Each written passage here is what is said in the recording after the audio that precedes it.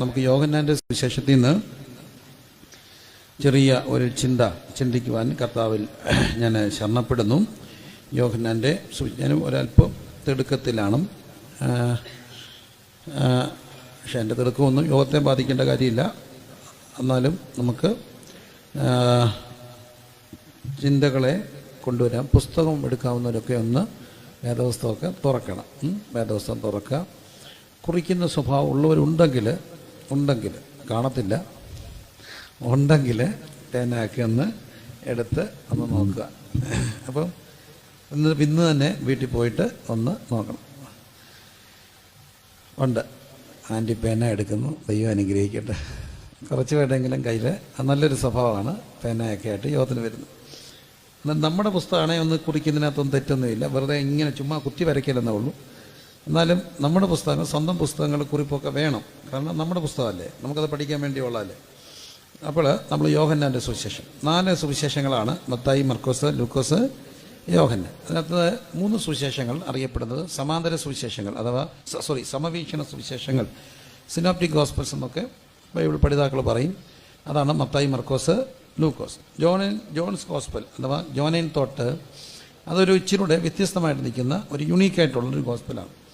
ഭാരത പശ്ചാത്തലത്തിലൊക്കെ ഈ സുവിശേഷം ഒത്തിരി സ്വാധീനം ചെലുത്തിയിട്ടുണ്ട്. നമ്മൾ ഈ സുവിശേഷത്തിൻ്റെ മാത്രമുള്ള മത്തായിയുടെ സുവിശേഷം, മർക്കോസിൻ്റെ സുവിശേഷം, ലൂക്കോസിൻ്റെ സുവിശേഷം, യോഹന്നാൻ്റെ സുവിശേഷം, ഇങ്ങനെ സുവിശേഷ പ്രതികൾ കൊടുത്തുകൊണ്ടിരിക്കുമ്പോൾ ഏറ്റവും കൂടുതൽ ഭാരതത്തെ സ്വാധീനിച്ചിട്ടുള്ള ഒരു സുവിശേഷ പുസ്തകം യോഹന്നാനാണ്. യോഹന്നാൻ്റെ സുവിശേഷ പ്രതികൾ മാത്രം വായിച്ച് കർത്താവിനെ അറിഞ്ഞ ഒത്തിരി പേരെക്കുറിച്ച് എനിക്ക് കേൾക്കുവാനായിട്ട് ഇടയായിട്ടുണ്ട്. ദൈവം സഹായിക്കട്ടെ. അപ്പോൾ ആ യോഹന്നാൻ്റെ സുവിശേഷത്തിൽ നിന്നാണ് നമ്മൾ ചിന്തിക്കുന്നത്. യോഹന്നാൻ്റെ സുവിശേഷത്തിൽ പ്രധാനമായിട്ടും കുറച്ച് പ്രത്യേകതകൾ കാണുന്നത്: ഒന്ന്, 7 പ്രാവശ്യം ഞാനാകുന്നു എന്ന് കർത്താവ് പറഞ്ഞത് നിങ്ങൾക്ക് ഓർമ്മ കാണും. ഓർമ്മ ഉണ്ടെങ്കിൽ, അല്ലെങ്കിൽ നമ്മൾ കേൾക്കുമ്പോൾ അതെല്ലാം ഓർമ്മ വരും. ഓർമ്മ വരുമ്പം ഓർഡറിലൊന്നും ഓർമ്മ വന്നില്ലെങ്കിൽ ഓർമ്മ വരും. കർത്താവ് ഒരിക്കൽ പറഞ്ഞു, ഞാൻ ജീവൻ്റെ അപ്പമാകുന്നു. കർത്താവ് അത് കഴിഞ്ഞ് പറഞ്ഞു. അത് കാണുന്നത് യോഹന്നാൻ 6-ാം അധ്യായത്തിലാണ്. യോഹന്നാൻ 6:35, ഞാൻ ജീവൻ്റെ അപ്പമാകുന്നു. പിന്നെ കർത്താവ് പറഞ്ഞു, ഞാൻ ലോകത്തിൻ്റെ വെളിച്ചമാകും. ഇതെല്ലാം ഒരു പ്രത്യേക ലോകത്തിൻ്റെ വെളിച്ചമാകും. യോഹന്നാൻ 8. യോഹന്നാൻ 10 യേശു പറഞ്ഞു, ഞാൻ ആടുകളുടെ വാതിൽ ആകുന്നു. I am the door of the sheep. ആ അധ്യായത്തിൽ തന്നെ കർത്താവ് പറഞ്ഞു, ഞാൻ നല്ല ഇടയനാകും. അപ്പോൾ എല്ലാവർക്കും അറിയാം, ഞാൻ നല്ല ഇടയൻ. യോഹന്നാൻ 10. യോഹന്നാൻ 11 ലാസറിനെ ഉയർപ്പിക്കാൻ വരുമ്പോൾ കർത്താവ് പറയുന്നുണ്ട്, ഞാൻ തന്നെ പുനരുത്ഥാനവും ജീവനുമാകും. ഞാൻ തന്നെ പുനരുത്ഥാനവും ജീവനുമാകും. 14-ാം അധ്യായത്തിൽ കർത്താവ് പറയുന്നു, 14:6, ഞാൻ വഴിയും സത്യവും ജീവനുമാകും. ഞാൻ വഴിയും സത്യവും ജീവനുമാകും.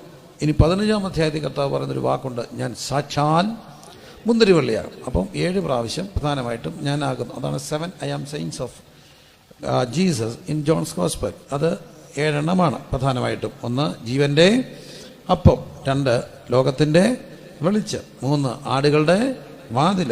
4, നല്ല ഇടയൻ. 2ഉം ആടുകളുമായിട്ട് ബന്ധപ്പെട്ടാണ്. നല്ല ഇടയൻ. 5, ഞാൻ തന്നെ പുനരുത്ഥാനവും ജീവനും. 6, ഞാൻ വഴിയും സത്യവും ജീവനും. 7, ഞാൻ സാക്ഷാൽ മുന്തിരിവള്ളി. ഇങ്ങനെ 7 അയാം സെയിങ്സ്, 7 പ്രസ്താവനകൾ കർത്താവ് യോഹന്നാനിൽ പറഞ്ഞിട്ടുണ്ട്. അപ്പോൾ തന്നെ യോഹന്നാൻ അത്ഭുതം, മിറക്കിൾ എന്നുള്ളൊരു പദം ഉപയോഗിക്കാറില്ല. യോഹന്നാൻ ഉപയോഗിക്കുന്നത് അടയാളം എന്നൊരു പദമാണ്. എന്താണ് അടയാളം? സൈൻസ് ആൻഡ് മിറക്കിൾസ് ഉണ്ട്. യോഹന്നാൻ ഉപയോഗിക്കുന്നത് അടയാളമാണ്. തെളിവ് 2-ാം അധ്യായം, യോഹന്നാൻ്റെ സുവിശേഷം 2-ാം അധ്യായം. അവിടെ നമ്മൾ കാണുന്നുണ്ട് കർത്താവ് എന്ത് ചെയ്തു? അടയാളങ്ങളുടെ ആരംഭമായിട്ട് എവിടെ ചെയ്തു? വെച്ച്. എവിടെയാണ്? 2-ാം അധ്യായത്തിൻ്റെ 11-ാമത്തെ വാക്യം. 2:11, അടയാളങ്ങളുടെ ആരംഭമായി. നിങ്ങൾ എടുക്കുമ്പോൾ ഈ പുസ്തകം എടുത്തിട്ട് ആ പുസ്തകത്തെ ഒന്ന് കയ്യിലൊക്കെ വെച്ച് ഒന്ന് നോക്ക്. കണ്ണ് കാണുന്ന പിള്ളേരൊക്കെ ഉണ്ടെങ്കിൽ നിങ്ങൾക്ക് ഇത്രയും വെളിച്ചമൊക്കെ മതി വായിക്കാം, പിള്ളേർക്കൊക്കെ. അപ്പോൾ അവർ വേദപുസ്തകം എടുത്ത് കൈ വെച്ചിട്ട് കയ്യിലിങ്ങനെ വെക്കണം വേദപുസ്തകം. എന്നിട്ടിങ്ങനെ വായിക്കുമ്പോൾ നല്ല ഭാഗമൊക്കെയാണ് വിരലുകൊണ്ടൊക്കെ ഒന്ന് തൊട്ട് ഒക്കെ ഒന്ന് അടയാളപ്പെടുത്തി ഒക്കെ ഒന്ന് വായിക്കണം. അതൊക്കെ ഇപ്പോഴേ ഒന്ന് ശീലിക്കണം. ഇതിങ്ങനെ നമ്മൾ ഒരു നോവൽ ഇപ്പോൾ ആരും വായിക്കാറില്ല. നോവൽ വായിക്കാറുണ്ടോ? എവിടെ? വായന എന്ന് പറയുന്ന സംഭവമില്ലല്ലോ. ഈ നോവൽ വായിക്കുകയാണെങ്കിൽ ഇച്ചിരി വായിക്കുമോ, ഒറ്റയടിക്ക് ഇരിപ്പിനങ്ങ് വായിക്കുമോ? നോവൽ വായിക്കുകയാണെങ്കിൽ കുറഞ്ഞ് നമ്മൾ കവർ ടു കവർ എന്ത് ചെയ്യും? വായിക്കും. അപ്പോൾ നോവലിൻ്റെ കാര്യം അങ്ങോട്ട്. സിനിമ കാണുവാണെങ്കിൽ, സിനിമ കാണത്തില്ലെന്നും പറഞ്ഞ് എന്നെ പേടിപ്പിക്കല്ലേ, ഈ ഭയങ്കര ഭക്തി ആവേശമൊന്നും കാണിക്കരുത്. അല്ലെങ്കിൽ ഞാൻ ഒന്ന് രണ്ട് സിനിമയുടെ ഏതെങ്കിലും ഒരു കഥ പറഞ്ഞാൽ മതി, അപ്പോൾ അവർ പറയും ഇന്ന സിനിമയ്ക്കകത്തെയാണ്. അപ്പോൾ സിനിമ കാണുകയാണെങ്കിൽ ഇച്ചിരി ഇച്ചിരി കാണുമോ, ഒറ്റ ഇരിപ്പിന് മൊത്തം കാണുമോ? മൊത്തം കാണും, എന്നാലും സിനിമ കണ്ടതിൻ്റെ ഒരു സുഖം വരത്തുള്ളൂ അല്ലേ. പക്ഷേ വേദവസം വായിക്കുമ്പോൾ എങ്ങനെ വായിക്കും? ഇച്ചിരി വായിക്കും. 119 സംഘത്തിൻ്റെ 3 വാക്യം അതൊന്ന് വായിച്ചു തീരാൻ എടുത്ത ദിവസം. ഇതാരാ? നമ്മൾ നോവൽ വായിക്കുകയാണെങ്കിൽ കവർ ടു കവർ വായിക്കും. സിനിമ കാണുവാണെങ്കിൽ അതിൻ്റെ തുടക്കം മുതൽ ഒടുക്കം വരെ കാണും അല്ലേ, കാണും. പിന്നെ വേദവസം വായിക്കുകയാണെങ്കിൽ എങ്ങനെ വായിക്കും? ഇച്ചിരി വായിക്കും. സംഗീതം മാത്രം തുറന്ന് 2-3 അധ്യായം, അതും മൊത്തം വായിക്കത്തില്ല, കുറേശ്ശേ ഒക്കെ വായിക്കത്തുള്ളൂ. അങ്ങനെ ആരെങ്കിലും പറഞ്ഞിട്ടുണ്ടോ? ഇല്ല. പക്ഷെ നമ്മുടെ മനസ്സിൽ അങ്ങനെ ചിന്ത കിടപ്പുണ്ട്, വേദവസം ഇങ്ങനെ വായിക്കാവും. അങ്ങനെ അല്ല വേദവസം വായിക്കേണ്ടത്. ഒരധ്യായമൊക്കെ എടുത്താൽ മൊത്തം വായിക്കണം. ഒരു പുസ്തകം വായിക്കാൻ തുടങ്ങി ആ പുസ്തകം മൊത്തം വായിച്ച് തീർക്കണം. കവർ ടു കവർ വേദവസ്തം വായിക്കാനും ധ്യാനിക്കാനും ശ്രമിക്കുമ്പോൾ നമ്മളോട് തന്നെ കർത്താവ് സംസാരിക്കാൻ തുടങ്ങും. അപ്പം ദൈവവചനമായിട്ട് ഒരു ബന്ധമുണ്ടാകുന്നത് നല്ലതാണ്. അപ്പം ദൈവവചനം നമുക്ക് കഴിവതും എനിക്ക് കിട്ടിയ വെളിച്ചത്തിൽ ഇന്നുകൊണ്ട് നമുക്ക് ചിന്തിക്കാം. കഴിഞ്ഞ ആഴ്ച കർത്താവ് എന്നെ പരമേൽപ്പിച്ചൊരു ദൂതാണ്. അതിനൊരു പ്രത്യേക സാഹചര്യമുണ്ട്, ഞാനത് പുറത്തുള്ള തുടർന്നുമ്പോൾ പറയാം. അപ്പോൾ ഇവിടെ 7 അടയാളങ്ങൾ കർത്താവ് ചെയ്യുന്നുണ്ട്. അതിന് ഒന്നാമത്തെ അടയാളമാണ് യോഹന്നാന്റെ സുവിശേഷം 2-ാം അധ്യായത്തിൽ കർത്താവ് ചെയ്ത അടയാളം. എവിടെ വെച്ച് ചെയ്തു? കാനായി വെച്ച് ചെയ്തു. എന്താണ്? കാനായിലെ വെള്ളത്തെ കർത്താവ് എന്താക്കി? വീഞ്ഞാക്കി. ഇനിയും രണ്ടാമത് കർത്താവ് ചെയ്ത അടയാളം എത്രാമത്തെയാണെന്നറിയാമോ? എവിടെയാണെന്ന് വെച്ചാൽ 5-ാം അധ്യായത്തിലല്ലേ? 5-ാം അധ്യായം അല്ല, ഇതിനിടയ്ക്കൊരു 5-ാം അധ്യായം. 5-ാം അധ്യായത്തിൽ യോഹന്നാന്റെ സുവിശേഷം 5-ാം അധ്യായത്തിൽ 4-ാം അധ്യായത്തിന് 46 മുതലുള്ള വാക്യങ്ങൾ കാണുന്നുണ്ട്. അതും കാനായി വെച്ച് തന്നെ. 4-ാം അധ്യായത്തിൻ്റെ 46, 4-ാം അധ്യായത്തിൻ്റെ 54-ാം വാക്യം വായിച്ച് യേശു യഹൂദയിൽ നിന്ന് ഗലീലയിൽ വന്നപ്പോൾ ഇത് രണ്ടാമത്തെ അടയാളം. രണ്ടാമത്തെ അടയാളം അപ്പം എന്താണ്? അത് കാനായി വെച്ചാണ്. കാനായിൽ യേശു നിൽക്കുമ്പോൾ കഫർന്നഹൂമിൽ നിന്ന് ഒരു രാജഭൃത്യനോട് വന്നിട്ട് പറഞ്ഞു, എൻ്റെ കുഞ്ഞിനെന്തില്ല, സൗഖ്യമില്ലെന്ന് പറഞ്ഞു. അപ്പോൾ യേശു കർത്താവ് പറഞ്ഞു പൊയ്ക്കോളാൻ പറഞ്ഞു. പോയി. ആ നാഴികയിൽ അവൻ ചെന്നപ്പോൾ തന്നെ കുഞ്ഞിനെന്തുണ്ടായി? സൗഖ്യമുണ്ടായി. 54 എഴുതി വച്ചിരിക്കുന്നു. ഇത് യഹൂദയിൽ നിന്ന് ഗലീലയിൽ വന്നപ്പോൾ എത്രാമത്തെ അടയാളം? രണ്ടാമത്തെ അടയാളം. ഇനി മൂന്നാമത്തെ അടയാളമാണ് 5-ാം അധ്യായത്തിൽ കാണുന്നത്. 38 ആണ്ടായിട്ട് രോഗമായിട്ട് കിടന്നൊരു കുളക്കടവിൽ കിടന്ന്. ഏത് കുളക്കടവ്? ബെഥേസ്ത കുളക്കടവിൽ കിടന്ന മനുഷ്യനെ ദൈവം എന്ത് ചെയ്യുന്നു? സുഖപ്പെടുത്തുന്നു. അതാണ് മൂന്നാമത്തെ അടയാളം. ശരിയാണല്ലോ? യോഹന്നാന്റെ സുവിശേഷം ശരി, അല്ലെങ്കിൽ തെറ്റിപ്പോവാണെ ഒന്ന് ഓർപ്പിക്കണേ. 6-ാം അധ്യായത്തിലാണ് 4-ാമത്തെ അടയാളം. ഒരാൾ യേശുവിൻ്റെ അടുക്ക് വന്നിട്ട് പറഞ്ഞു, 5 അപ്പവും 2 മീനും വർദ്ധിപ്പിച്ചു. എത്ര പേർക്ക് കൊടുത്തു? 5000 പേർക്ക് കൊടുത്തു. അതാണ് എത്രാമത്തെ അത്ഭുതം? 4-ാമത്തെ അത്ഭുതം. ശരിയാണല്ലോ? ഇനി 5-ാമത്തെ അത്ഭുതം അവിടെ തന്നെ കാണുന്നുണ്ട്. കർത്താവ് എന്തിന്മേൽ കടന്നു വന്നു? വെള്ളത്തിന്മേൽ നടന്നു വന്നു. രാത്രിയിൽ കർത്താവ് വെള്ളത്തിന്മേൽ നടന്നു വന്നു. അതാണ് 6-ാം അധ്യായത്തിൻ്റെ 16-ാമത്തെ വാക്യമാണ്. യേശു വെള്ളത്തിന്മേൽ എന്ത് ചെയ്തു? നടന്നു. കണ്ടല്ലോ? കണ്ടു. ഇനിയും അടുത്തത് 9-ാം അധ്യായത്തിലാണ്. പിറവിയിലെ കുരുടനായൊരു മനുഷ്യനെ കർത്താവ് എന്ത് ചെയ്തു? സുഖപ്പെടുത്തി. അവനോട് അവർ വന്നിട്ട് ചോദിച്ചു, ഇത് എന്തിനാണ്? ഇവൻ പാപം ചെയ്തുകൊണ്ടോ ഇവൻ്റെ അമ്മയപ്പന്മാർ പാപം ചെയ്തുകൊണ്ടോ? പിറവിയിലെ കുരുടനായ മനുഷ്യനെ ദൈവം സുഖപ്പെടുത്തുന്നു. അതാണ് 6-ാമത്തേത്. 7-ാമത്തേത് കർത്താവ് 11-ാം അധ്യായത്തിലാണ്. എല്ലാവർക്കും അറിയാം. യേശു ആരെ ഉയർപ്പിച്ചു? ലാസറിനെ ഉയർപ്പിച്ചു. അങ്ങനെ കർത്താവ് എത്ര അടയാളങ്ങൾ? 7 അടയാളം. ഇനി വലിയൊരു അടയാളം കൂടെ ഉണ്ട് എന്ന് പറയുന്നുണ്ട് ചില ചിന്തകർ. അതിനെ അടയാളമായിട്ട് തന്നെയാണ് കാണുന്നത്. യേശു മരണത്തെ ജയിച്ച് എന്ത് ചെയ്തു? ഉയർത്തെഴുന്നേറ്റു. അത് എത്രാമത്തെ അടയാളം? അങ്ങനെ ഉണ്ടെങ്കിൽ അത് എത്രാമത്തെയാണ്? 8-ാമത്തെയാണ്. 8-ാമത്തെ അത്ഭുതം, 8-ാമത്തെ അടയാളം. അത് 2 രീതിയിൽ വ്യാഖ്യാനിച്ച് ഞാൻ കേട്ടിട്ടുണ്ട്. വായനയിൽ കിട്ടിയതാണ്. 7 ദിവസം കൊണ്ടാണ് കർത്താവ് സൃഷ്ടിയെല്ലാം നടത്തുന്നത്. 6 ദിവസം കൊണ്ട്. 7-ാം ദിവസം ദൈവം എന്ത് ചെയ്തു? സ്വസ്ഥമായിരുന്നു. അതുപോലെ കർത്താവിൻ്റെ ഈ സംഭവങ്ങൾ 7 കഴിഞ്ഞിട്ട് 8-ാമത്തെ ഒരു അത്ഭുതം എന്താണ്? സൃഷ്ടി തീർന്നിട്ട് ഒരു പുതിയ ന്യൂ ക്രിയേഷൻ. അതാണ് കർത്താവിൻ്റെ പുനരുത്ഥാനം. പുനരുത്ഥാനം ഒരു ന്യൂ ക്രിയേഷനാണ്. ഈ ദ്രവത്വമുള്ളത് സൃഷ്ടി സംഭവം ചെയ്തത് 7 കൊണ്ട്. 7 ദിവസം കൊണ്ട് എല്ലാം പൂർത്തീകരിച്ചില്ലേ? ശബത്ത് ഉൾപ്പെടെ എല്ലാം പൂർത്തീകരിച്ചു. എത്ര കൊണ്ട്? 7 കൊണ്ട്. 8-ാമത്തെ ഒരു കാര്യമാണ് ന്യൂ ക്രിയേഷൻ. കർത്താവ് മരണത്തെ ജയിച്ച് എന്ത് ചെയ്തു? ഉയർത്തെഴുന്നേറ്റു. അപ്പോൾ ഇന്ന് രാത്രി 7 അടയാളങ്ങൾ കർത്താവ് യോഹന്നാനിൽ ചെയ്തത് മറക്കരുത്. ഒന്നുകൂടെ പറഞ്ഞ്, 1-ാമത്തേത് കാനാവിൽ വന്നു. 2-ാമത്തേത് രാജഭൃത്യൻ്റെ മകനെ സുഖപ്പെടുത്തി. 3-ാമത്തേത് 38 ആണ്ട് രോഗം കിടന്ന മനുഷ്യനെ സൗഖ്യമാക്കി. 4-ാമത്തേത് 5 അപ്പം കൊണ്ട് 5000 പോഷിപ്പിച്ചു. 5-ാമത്തേത് വെള്ളത്തിന് മീതെ നടന്നു. 6-ാമത്തേത് പിറവിയിലെ കുരുടനായ മനുഷ്യനെ സുഖപ്പെടുത്തി. 7-ാമത്തേത് ലാസറിനെ ഉയർപ്പിച്ചു. ഇനി ഒന്നുകൂടെ നമുക്ക് കൂട്ടാം. യേശു മരണത്തെ ജയിച്ച് ഉയർത്തെഴുന്നേറ്റു. അതും യോഹന്നാനിൽ നമ്മൾ കാണുന്നുണ്ട്. അപ്പോൾ അങ്ങനെ അടയാളങ്ങൾ, ഈ അടയാളങ്ങൾ പ്രധാനമായി 7 അടയാളങ്ങളെ നമുക്കൊന്ന് ധ്യാനിക്കുക. അടയാളം എന്ന് പറയുമ്പോൾ എന്താണ്? നമ്മൾ ഈ റോഡേ പോകുന്നു, അങ്ങോട്ട് പോകുമ്പോൾ ഒരു വളവ് പോലെ അല്ലെങ്കിൽ ഒരു പെട്ടെന്ന് റോഡ് വരുന്നു, നമ്മൾക്കൊരു സൈൻ കാണുന്നു, ഇങ്ങനെ വന്നിട്ട് ഒരു ഇടുങ്ങിയ ലൈൻ ഇങ്ങനെ, അതിൻ്റെ അർത്ഥം റോഡ് മുമ്പിൽ എന്ത് ചെയ്യാൻ പോവുകയാണ്? ഇടുങ്ങാൻ പോവുകയാണ്. ഒരു ഹമ്പിൻ്റെ പടം കാണുന്നു, അതിൻ്റെ അർത്ഥം മുമ്പിൽ എന്തുണ്ട്? ഹമ്പുണ്ട്. വലിയൊരു വളവ് ഇങ്ങനെ എസ് പോലെ കാണുന്നു, അതിൻ്റെ മുമ്പിൽ എന്തുണ്ട്? ഒരു വലിയ എസ് വളവുണ്ട്. അപ്പോൾ അടയാളം വരാൻ പോകുന്ന എന്തിനെയോ കാണിക്കാൻ വേണ്ടിയാണ് എന്ത് കാണിക്കുന്നത്? അടയാളം കാണിക്കുക. അപ്പോൾ ഇതാണ് സയൻസ് ആൻഡ് വണ്ടേഴ്സ്. ഇത് സൈനാണ്. എന്താണ്? നമുക്ക് കർത്താവ് കുറേ കാര്യങ്ങൾ ഇതിൻ്റെ കൂടെ പറഞ്ഞു തരാനുണ്ട്. എന്താണ് പറഞ്ഞു തരാനുള്ളത്? ശ്രദ്ധിക്കാം. കർത്താവ് 3-ാം നാൾ എവിടെ വന്നു? ഗലീലയിലെ കാനാവിൽ വന്നു. 3-ാം നാൾ ഒരു പ്രതീക്ഷയുടെ ദിവസമാണ്. നമുക്കറിയാം, ഈ പ്രതീക്ഷയുടെ ഒരു ദിവസമായിട്ടാണ് പൊതുവെ 3-ാം നാളിനെ കാണുന്നത്. കർത്താവ് മരിച്ച് അടക്കപ്പെട്ട് ഉറക്കെ പറഞ്ഞ് എത്രാം ദിവസം? 3-ാം ദിവസം. എല്ലാവരും ശ്രദ്ധിച്ചിരിക്കണം. ഈ മനുഷ്യൻ, എനിക്കിപ്പോൾ ഈ ലൈവ് കാണുന്നവരെ ആരെയും ഞാൻ കാണുന്നില്ല. ഉണ്ടോ? ഇല്ല. കണ്ടേലായി, കണ്ടില്ലേലായി, എന്തെങ്കിലും ആട്ടെ. ദൈവമേ, നിങ്ങൾ ആരെങ്കിലും കാണുകയാണെ കർത്താവ് നിങ്ങളെ അനുഗ്രഹിക്കും. നിങ്ങൾ ശ്രദ്ധിക്കണേ. അപ്പം കാണുന്നവരുണ്ടോയെന്നൊന്നും നമുക്കറിയത്തില്ല. പിന്നെ എനിക്ക് ആകെ കാണാവുന്ന ആരാണ്?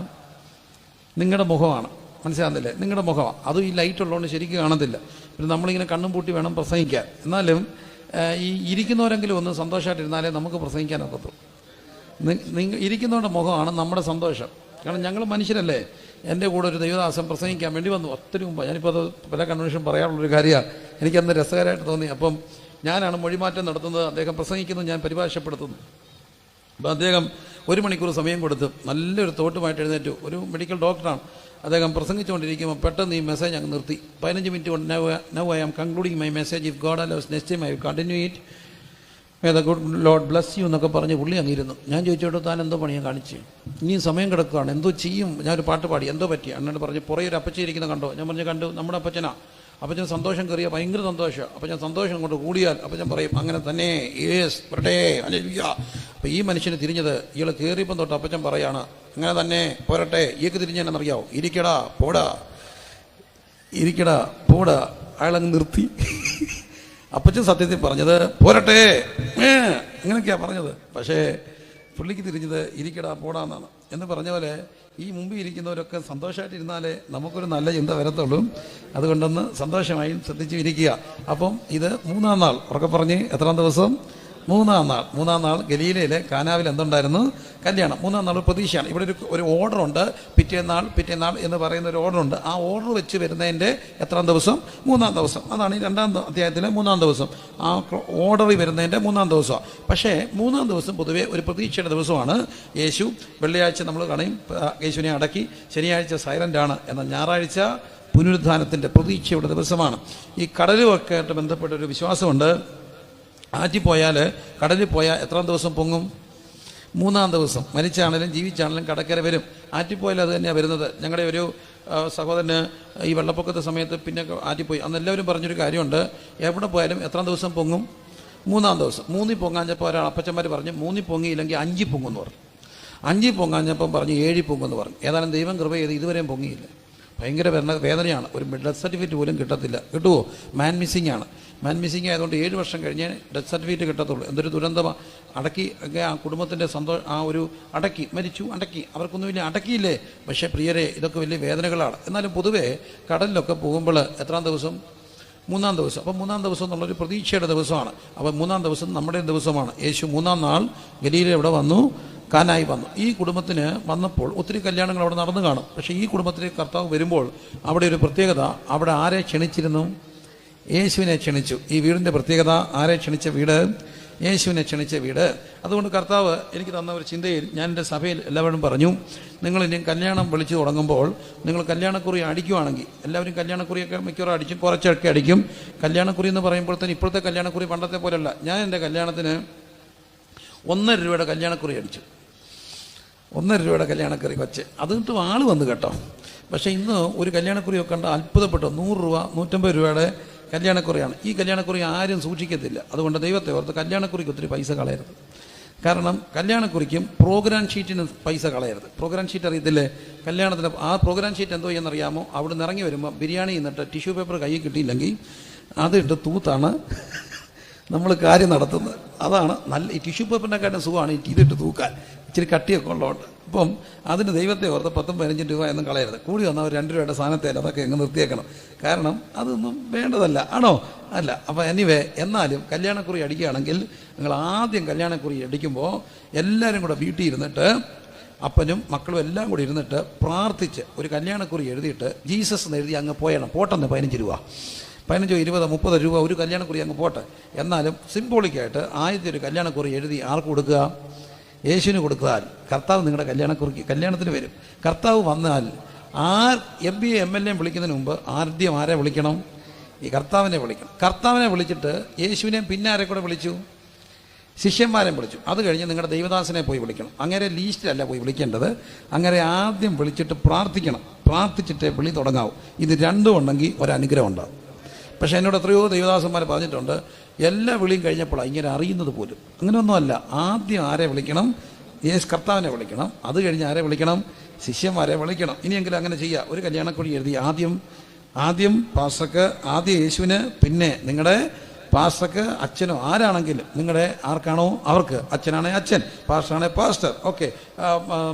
അപ്പോൾ അങ്ങനെ ബഹുമാനിക്കേണ്ടവരെയൊക്കെ ബഹുമാനിക്കുക. യേശുവിനെയും ശിഷ്യന്മാരെയും അവിടെ എന്ത് ചെയ്തിരുന്നു? ക്ഷണിച്ചിരുന്നു. അപ്പോൾ ഈ കല്യാണ വീടിൻ്റെ പ്രത്യേകത, അവിടെ ആരുണ്ടായിരുന്നു? യേശുവും ശിഷ്യന്മാരും ഉണ്ടായിരുന്നു. പക്ഷേ ഈ കല്യാണത്തിന് പ്രശ്നമുണ്ടായി. അവിടെ പെട്ടെന്ന് തീരെ ഇല്ലാതെ വന്നു? വീഞ്ഞില്ലാതെ വന്നു. വീഞ്ഞെന്ന് പറയുന്നത് അവിടെ മെയിൻ ഒരു വിഭവമാണ്. ഈ നമുക്കറിയാം, നമ്മുടെ ക്രൈസ്തവ യഹൂദ പാരമ്പര്യമൊന്നും മാത്രമല്ല, ഭാരത ദർശനങ്ങളും അതിനകത്ത് സമാനമായിട്ടൊക്കെ വരുന്നതാണ്. നമുക്കൊരു സംസ്കാരമുണ്ട്, മഹത്തായ ഒരു സംസ്കാരം. ഈ മഹത്തായ സംസ്കാരം എന്ന് പറയുന്നത് കല്യാണത്തിന് മിച്ചം വരണം എന്നുള്ളൊരു സംസ്കാരമാണ് നമ്മുടെ സംസ്കാരം. ആണോ? തികയാതെ വരണോ? മിച്ചം വരണോ? മിച്ചം വരണം. മിച്ചം വന്നിട്ട് അത് നല്ലതാണ്. മിച്ചം വരണം. നിങ്ങൾ എന്നെ നോക്കാം. മിച്ചം വരണമെന്ന് പറഞ്ഞാൽ കളയാൻ വേണ്ടിയല്ല. മിച്ചം വന്നിട്ട് ഇതെല്ലാം കൂടെ വീട്ടിൽ വന്നിട്ട് അയൽക്കാർക്കൊക്കെ ഇച്ചിരി എന്ത് ചെയ്യും? കൊണ്ട കൊടുക്കും. പിന്നെ ഈ കല്യാണം കഴിഞ്ഞ് എല്ലാവരും വീട്ടിൽ വന്നിട്ട് പോകുമ്പോൾ കാരണവർ അവിടെ നിന്നുകൊണ്ട് പറയും, ഇടി നീ പോവാ, ഇനിയും വീട്ടിൽ ചെന്നിട്ടൊന്നും വെക്കാനൊന്നും നോക്കത്തില്ല, അണ്ട് അവിടെ നിന്ന് അതെല്ലാം എടുത്തുകൊണ്ട് വേണ്ട, നിന്നോട് ഞാനല്ലേ പറഞ്ഞേ, പൊതിഞ്ഞ് കെട്ടിക്കൊണ്ട് അപ്പോൾ 2 ദിവസമുള്ള ഇറച്ചി മീനും എല്ലാം പൊട്ടിക്കൊണ്ട് ഈ പെൺമക്കളെല്ലാം വീട്ടിൽ പോകുമ്പോൾ ഇതുങ്ങൾ ഇനിയും ചെല്ലുമ്പോൾ ഒരു സമയമാകത്തില്ലേ. അപ്പം കുറേ പേര് പോകുമ്പോൾ അത്യാവശ്യം ബന്ധുക്കൾക്കും അയൽക്കാർക്കൊക്കെ ഇച്ചിരി സാധനം കൊണ്ട് കൊടുക്കണം. പക്ഷേ ഈ വലിയ എണ്ണന്മാർ വന്ന് 800 പേരെ കല്യാണത്തിന് വിളിച്ചിട്ട് 500 പേർക്ക് ഓർഡർ കൊടുത്തിട്ട് കേറ്ററിംഗിനോട് ചോദിക്കുക എത്ര പേർക്ക് കൂടെ അഡ്ജസ്റ്റ് ചെയ്യാം. എന്നിട്ട് അങ്ങേരെ ഇട്ട് ശ്വാസം മുട്ടിക്കും. ഇത്രയും തന്നോ അത്രയും തന്നോ. ഒരു കേറ്ററിംഗായിട്ട് പറഞ്ഞ് ഇവനിട്ട് ഞാൻ പണി കൊടുക്കും, കാരണം ഇവൻ്റെ പണി ഇതാണെന്ന് എനിക്കറിയാം. പക്ഷേ അയാൾ 500 പേർക്ക് കൊടുത്ത് 600 പേർക്ക് കൊടുത്തിട്ട് കയ്യും കെട്ടി വന്നു താൻ എന്നാന്ന് വെച്ചാൽ കാണിക്കാൻ പറഞ്ഞു.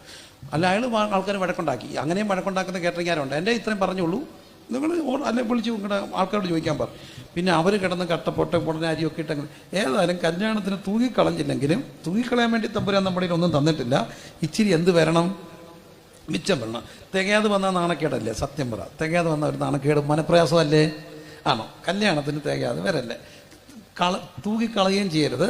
പക്ഷേ എന്ത് വരരുത്? തികയാതെ വരരുത്. അതൊക്കെ കണക്കൂട്ടും. പക്ഷേ ഇവർ കണക്കൂട്ടിയൊക്കെയാണ് ചെയ്തത്.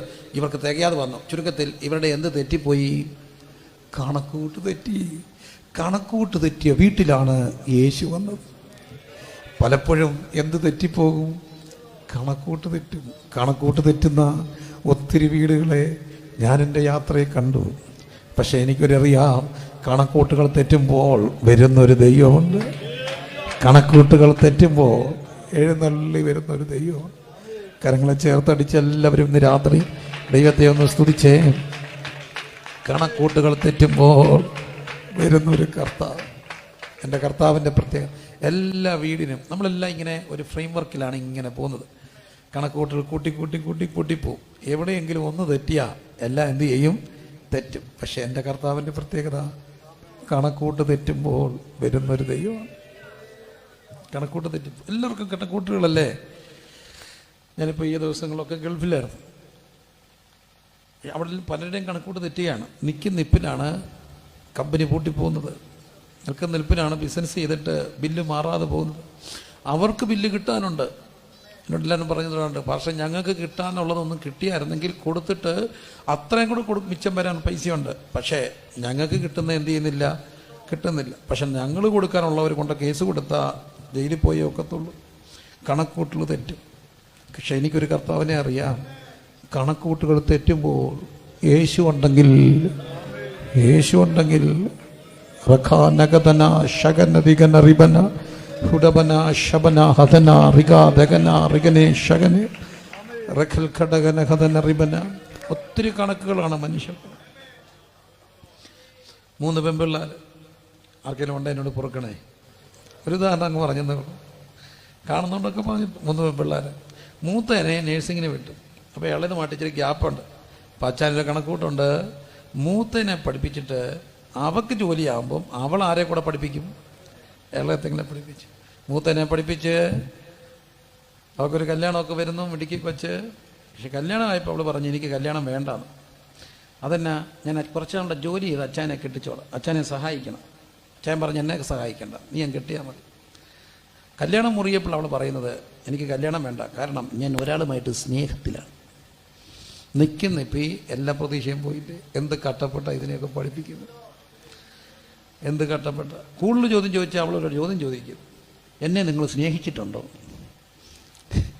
പിന്നെ രാവിലെ ഇതിനെല്ലാം ഇഡലിയും വെച്ച് കൊടുത്ത് ഇത് ചോദിക്കുമ്പോൾ ഉടുപ്പും കൊടുത്ത് ഇല്ല കടവും മേടിച്ച് ഇതൊന്നും അറിയിക്കാതെ ഇതിനെയൊക്കെ വളർത്തിയത് സ്നേഹം ഉണ്ടെങ്കിൽ പിന്നെ അതിൻ്റെ പേരെന്താ? സ്നേഹിച്ചിട്ടുണ്ടോ? അമ്മയ്ക്കറിയാം. അപ്പോൾ അമ്മ എന്ത് ചെയ്യും? അച്ഛനറിയാവുന്നൊരു വഴിയുണ്ട്. ആഹാ അങ്ങനെയോ, ഞാൻ ജീവിച്ചിരിക്കുമ്പോൾ അത് നടക്കത്തില്ല, വെട്ടി കീറി കൊന്നുകളയും, വാക്കത്തിയൊക്കെ എടുത്തോണ്ടെങ്കിൽ വരും. അപ്പം വാക്കത്തിയും കൊണ്ടുവന്നാലും ഇത് അലയത്തില്ല. ആ നിപ്പ് കണ്ടിട്ടുണ്ട്, ഞാൻ കണ്ടിട്ടുണ്ടെന്ന്. കല്ല് പോലെ നിൽക്കുന്നത്.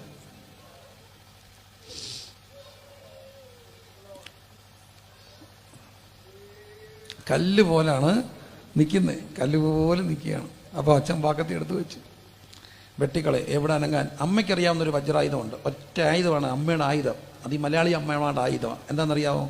ഇടി, കൊല്ലടി, കൊല്ലേ. ഇടി എന്ന് പറഞ്ഞാൽ 1.5 ഇടി അടിക്കുന്നത്. ആ ഇടിയുടെ ശബ്ദം കേട്ട പണ്ടത്തേനൊക്കെ മുമ്പ് 2-3 ഇടി ഇടിച്ച് അവരങ്ങായി. എൻ്റെ അമ്മ എൻ്റെ മുമ്പ് ഇടിച്ചിട്ടുണ്ട്. കൊല്ലടാന്നെ ഇടിച്ചാൽ എല്ലാം അമ്മയ്ക്ക് വലിയ വിശുദ്ധരൊക്കെ ആയിരുന്നു കാര്യമൊക്കെ ചെയ്ത്. എന്നാലും ഇടി വരുമ്പോൾ നമുക്ക് സങ്കടം. 2-3 ഇടി വരുമ്പോൾ നമ്മൾ പറയാം എൻ്റെ അമ്മ ഇടി നിർത്തി, ഇനിയും എനിക്ക് വേണ്ട, കെട്ടിയില്ലെന്നല്ലേ ഉള്ളൂ, വേണ്ട, എന്നാലും എൻ്റെ അമ്മ ഇടിക്കണ്ട. അത് അന്നത്തെ പോച്ച്. ഇന്നത്തെ ആണെങ്കിലുണ്ടല്ലോ കല്ല് പോലെ നിൽക്കും. അതുകൊണ്ട് ആരാണ്ട് പാടുന്നത് നെഞ്ചിലാകെ കല്ലാണ്. ഇതെല്ലാം കല്ല, അയത്തില്ല. അച്ചായൻ വെട്ടുകത്തി, അമ്മയുടെ ഇടി ഒന്നും അയക്കത്തില്ല. അവസാനം ഞങ്ങളെ ഉപദേശിമാരെ വിളിക്കും. എന്തിനാണെന്നറിയാമോ? പ്രാർത്ഥിക്കാൻ, ഉദരബന്ധനം അഴിക്കാൻ. ആരാണ്ട് ഏതാണ്ട് കൂടോത്രം ചെയ്ത അഴിക്കാൻ ചെന്നു. പക്ഷേ ഇതൊന്ന് ഇറങ്ങി വന്നിട്ട് വേണ്ടേ അഴിക്കാൻ. ഇത് കറുത കടച്ച് മുറിക്കാതിരിപ്പം. മോളെ പാസ്റ്റങ്കിളിസ് വന്നിട്ടുണ്ട്, ഒന്ന് വരുമോ? വരത്തില്ല. കുറേ നേരം നിന്നിട്ട് പുറത്ത് നിന്ന് പ്രാർത്ഥിച്ചിട്ട് ഒറ്റയടിക്ക് കണക്കൂട്ടുകളെല്ലാം തെറ്റി. പക്ഷെ എനിക്കൊരു കർത്താവിനെ അറിയാം. ഇങ്ങനെ തെറ്റിയെടുത്തും ആരും അറിയാതെ പരിഹരിക്കാൻ കഴിയുന്നൊരു ദൈവം. ഈ ദൈവത്തിൻ്റെ പേര് യേശു. രാത്രി അവനൊരു അടയാളം ചെയ്തു. ആരംഭം എന്താ?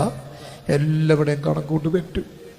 പക്ഷേ നിന്റെ കണക്കുകൾ പിഴച്ചാൽ കണക്ക് പിഴയ്ക്കാത്ത ഒരുവനുണ്ട്. കണക്കുകൾ പിഴയ്ക്കാത്ത ഒരുവൻ, അവൻ്റെ പേര് യേശു. ഇന്ന് രാത്രിയിൽ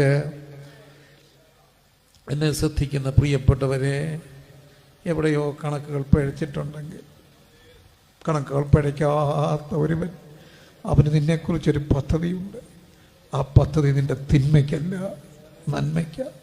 അതുകൊണ്ടാണ് ഇവിടെ ഒരു പാട്ടുപാടി, പൈതൽ പ്രായം മുതൽ ഇന്ന് വരെ എന്നെ പോറ്റി പുലർത്തിയ ദൈവം, അമ്മയുടെ ഉദരത്തിൽ പിണ്ണാകാരമായിരുന്നപ്പോൾ കണ്ട ഒരുവൻ, അവൻ്റെ പേര് യേശു. എല്ലാവരും ഇന്ന് രാത്രിയിലൊന്ന് പ്രാർത്ഥിച്ച്, എൻ്റെ യേശു ഇവിടെ ഉണ്ടെങ്കിൽ തെറ്റുന്ന കണക്കൂട്ടലുകളെ ശരിയാക്കാൻ കഴിയുന്ന കർത്താവ്. കണ്ണടച്ചെല്ലാവരും ഒന്ന് പ്രാർത്ഥിച്ച്, എവിടെയോ കണക്കൂട്ടുകൾ തെറ്റിയിട്ടുണ്ട്. യേശു കർത്താവിൻ്റെ രാത്രി അവിടുത്തെ മുഴു സാന്നിധ്യവുമായി ഇവിടെ വന്നിട്ടുണ്ട്.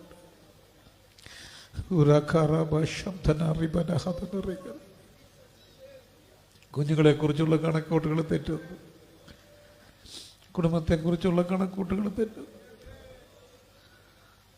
ആരോഗ്യത്തെക്കുറിച്ചുള്ള കണക്കൂട്ടുകൾ തെറ്റും, ഹൈസിനെ കുറിച്ചുള്ള കണക്കൂട്ടുകൾ തെറ്റും, ബിസിനസ്സിനെ കുറിച്ചുള്ള കണക്കൂട്ടുകൾ തെറ്റുന്നു.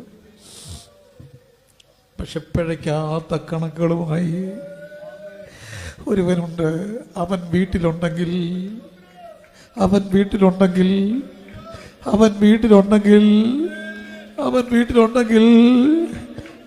വീട്ടിലുണ്ടെങ്കിൽ തെറ്റിയാലും സാരമില്ല.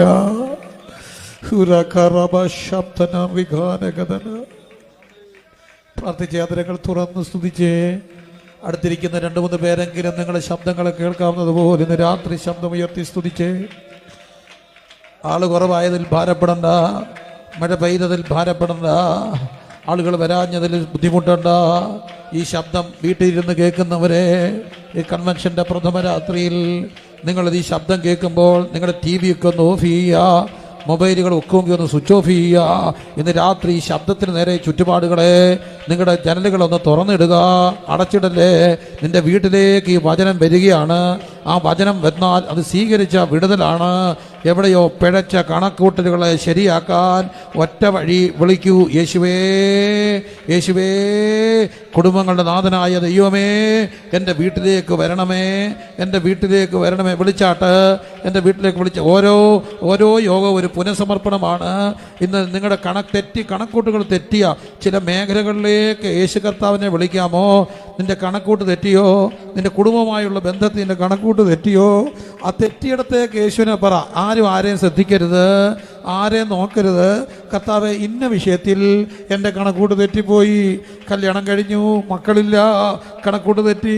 കല്യാണം കഴിഞ്ഞു, സ്വപ്നങ്ങൾ പൊലിയുന്നു. കർത്താവേ, എൻ്റെ കണക്കൂട്ട് തെറ്റി. എൻ്റെ ദൈവമേ, എൻ്റെ കുഞ്ഞിന് ആരോഗ്യ പ്രശ്നം, എൻ്റെ കണക്കൂട്ട് തെറ്റി. എൻ്റെ കർത്താവേ, എൻ്റെ വീട് പണി തുടങ്ങി, കണക്കൂട്ട് തെറ്റി. എന്ന് എൻ്റെ കർത്താവേ, ആ കണക്കൂട്ട് തെറ്റി എൻ്റെ ജീവിത സാഹചര്യത്തിലേക്ക് ഇന്ന് രാത്രി അങ്ങ് വരണമേ എന്ന് വിളിച്ചേ. നിങ്ങളുടെ മാത്രം സമയം. ലൈവിൽ കേൾക്കുന്നവരുണ്ടെങ്കിൽ, അല്ലെങ്കിൽ നിങ്ങൾ എപ്പോഴെങ്കിലും ഈ ശബ്ദം കേൾക്കുകയാണെങ്കിൽ, നിങ്ങളുടെ കണക്കൂട്ട് തെറ്റിയ ആ ജീവിത സാഹചര്യത്തിലേക്ക് യേശുവിനെ വിളിക്കുക.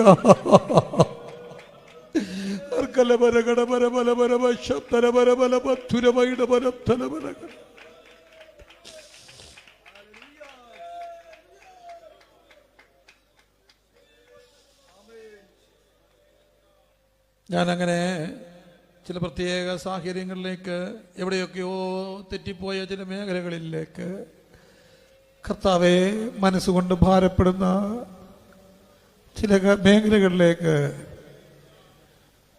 യേശുവിനെ നിങ്ങൾ ക്ഷണിക്കുമ്പോൾ, എൻ്റെയും കണക്കൂട്ടുകൾ പലതും തെറ്റിയവനാണ്, തെറ്റിപ്പോയിട്ടുണ്ട്, ഇന്നും തെറ്റിയിട്ടുണ്ട്. പക്ഷെ എനിക്കൊന്നറിയാം, യേശുണ്ടല്ലോ. എന്നാൽ തെറ്റിയ സാഹചര്യത്തിലേക്ക് യേശുവിനെ വിളിച്ചാൽ അവിടേക്ക് അവനിപ്പോൾ അവിടുന്ന് ഇറങ്ങി വരും. കർത്താവ്, ഇന്ന സാഹചര്യത്തിൽ എൻ്റെ കണക്കൂട്ടുകൾ പിഴച്ചുപോയി, പക്ഷെ പിഴച്ചിട്ടില്ലല്ലോ അങ്ങയുടേത്. അങ്ങനെ പ്രാർത്ഥിക്കാൻ താല്പര്യമുള്ളവർ കരം ഇന്ന് ഉയർത്തിക്കുകയും എന്നിട്ട് പ്രാർത്ഥിക്കുക. നിങ്ങളുടെ മാത്രം സമയം. ആരെ നോക്കാതെ കരം ഉയർത്തിയിട്ട് പ്രാർത്ഥിച്ച്, കർത്താവ്, ഇന്ന സാഹചര്യത്തിലേക്ക് എൻ്റെ ദൈവം വരണമേ. നിങ്ങളുടെ വീടിൻ്റെ എന്ത് പ്രശ്നമാണ്? കുഞ്ഞുമക്കളെ പഠനമാണോ? രാത്രി കർത്താവ് ചിലരുടെ ജീവിതത്തിൽ വ്യക്തിപരമായി തൊടുകയാണ്. കണ്ണീരെല്ലാം തുടയ്ക്കും, കൺമണി പോലെ കാക്കും. കണ്ണീരെല്ലാം കൺമണി പോലെ കാക്കും. കാർമേഘം പോലെ കഷ്ടങ്ങൾ വന്നാലും നിന്നെ കാത്തിടും. കാർമേഘം പോലെ കഷ്ടങ്ങൾ വന്നാലും കനിവോടെ നിന്നെ കാത്തിടും. യേശു വിളിക്കും.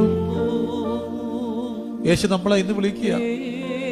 നിന്റെ കണക്ക് തെറ്റി എല്ലാ പിഴച്ച കണക്കൂട്ടലുമായിട്ട് നീങ്ങിപ്പോ കരങ്ങൾ നീട്ടി യേശു വിളിക്കുന്നു.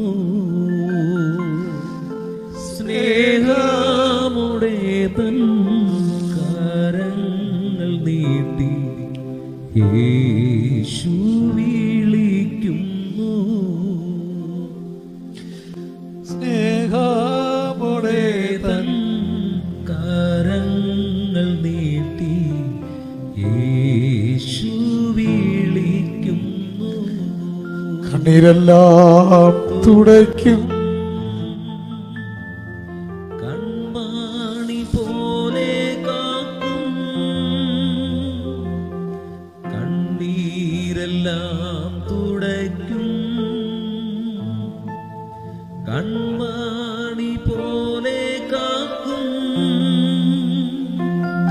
കാർമേഘം പോലെ കഷ്ടങ്ങൾ വന്നാലും അലിവോടെ നിന്നെ കാത്തിടും കാർമേഘം പോലെ കഷ്ടങ്ങൾ വന്നാലും കരിവോടെ നിന്നെ കാത്തിടും യേശു വിളിക്കുന്നു, യേശു വിളിക്കുന്നു. ഓ സ്നേഹമോടെ കരങ്ങൾ നീട്ടി യേശു വിളിക്കുന്നു. നമുക്കൊന്ന് പ്രാർത്ഥിക്കാം. മനെ ആ ഓഡിയൻസിൽ നിന്ന് വീഡിയോ ഒന്ന് മാറ്റാമോ? ചിലപ്പോൾ ഒരു റെസ്ട്രിക്ഷൻ ഉണ്ടാവും. എന്നെ ഫേസ് ചെയ്ത് സോറി. ഇപ്പം മറ്റൊരു വിഷയം പ്രാർത്ഥന. മനെ ഇപ്പം നല്ലൊരു മോന, അവന് എപ്പം ഇത് വോളിയം കൺട്രോൾ ചെയ്താലും ഹൗളിംഗ് ഒന്നും ഉണ്ടാകത്തില്ല. എനിക്കവനെ ഭയങ്കര ഇഷ്ടമാണ്. ഞാൻ പ്രാർത്ഥിക്കാൻ പോകും. എനിക്ക് ഭയങ്കര നിയോഗം ഇന്ന് രാത്രി. കണക്കൂട്ട് തെറ്റിയ ചിലരെ വിടിവിക്കാൻ വേണ്ടി യേശു വന്നേക്കുക. എൻ്റെ കർത്താവേ, എൻ്റെ ജീവിതത്തിൻ്റെ ഇന്ന മേഖലയിലേക്ക് നീ ഇന്ന് രാത്രി വരണം. അങ്ങനെ പ്രാർത്ഥിക്കുന്നവർ, പ്രാർത്ഥിക്കാൻ ആഗ്രഹമുള്ളവർ ഒന്ന് എഴുന്നേറ്റ് ഇന്നാട്ട് ഞാൻ നിങ്ങൾക്ക് വേണ്ടി പ്രാർത്ഥിക്കാൻ പോകും. യോഗം തീർന്നിട്ടില്ല. അതുകൊണ്ടാണ് ഞാൻ പറഞ്ഞേ ഓഡിയൻസിൽ നിന്നും ഇത് മാറ്റിയേക്കാം. കാരണം ചിലപ്പോൾ ഒരു ബുദ്ധിമുട്ട് തോന്നും. സ്വാഭാവികം അതൊക്കെ. എന്നെ എന്തിനും ആരെങ്കിലും കാണുന്നത്, നിങ്ങളെ ആരും കണ്ട എന്നെ കണ്ടാൽ മതി. ഞാനിപ്പോൾ എന്നെ അവർ ഫേസ് ചെയ്തു. പക്ഷെ ഞാൻ നിങ്ങൾക്ക് വേണ്ടി പ്രാർത്ഥിക്കുക. അങ്ങനെയുള്ളവർ മാത്രമേ എഴുന്നേക്കാവേ. വെറുതെ ഇത് ഒരു യോഗത്തിന് വേണ്ടി എഴുന്നേക്കുകയല്ല, പാട്ട് പാടാൻ എഴുന്നേക്കുകയല്ല. എന്നിട്ട് പറ, തുറന്ന് പറഞ്ഞു നിങ്ങളുടെ ഉച്ചത്തിൽ പറ, യേശുവിനോട് പറ. ആരും ശ്രദ്ധിക്കുന്നില്ല. മ്യൂസിക് പ്ലേ ചെയ്യുമ്പോൾ ആ ശബ്ദം മാത്രമേ കേൾക്കത്തുള്ളൂ. നിങ്ങളുടെ ശബ്ദം ആരും ശ്രദ്ധിക്കത്തില്ല. കർത്താവ് കേൾക്കാവുന്ന പോലെ പറഞ്ഞേ, യേശുവേ ഇന്ന് എൻ്റെ മേഖലയിലേക്ക്, പ്രത്യേകിച്ച് ഇതിനകത്തിരിക്കുന്ന ഒരു പെൺകുട്ടിയെ കർത്താവ് ഇന്ന് രാത്രി പ്രത്യേകമായിട്ട് കാണുകയാണ്. എൻ്റെ ജീവിത സാഹചര്യങ്ങളിലേക്ക് യേശു വരികയാണ്. യേശു ഇന്ന് രാത്രി അവരവരുടെ മാത്രം സമയം, നമ്മുടെ കർത്താവ് മാത്രം, വേറെ ആരും നോക്കരുത്. ഇതിനകത്ത് ആരും കാണാൻ നിൽക്കരുത്. എല്ലാവരും കണ്ണടച്ച്, എഴുന്നേറ്റവരും എഴുന്നേക്കാത്തവരും എല്ലാം കണ്ണടച്ച് വിളിച്ച്, യേശുവേ യേശുവേ യേശുവേ, മാതാവേ പിതാവേ,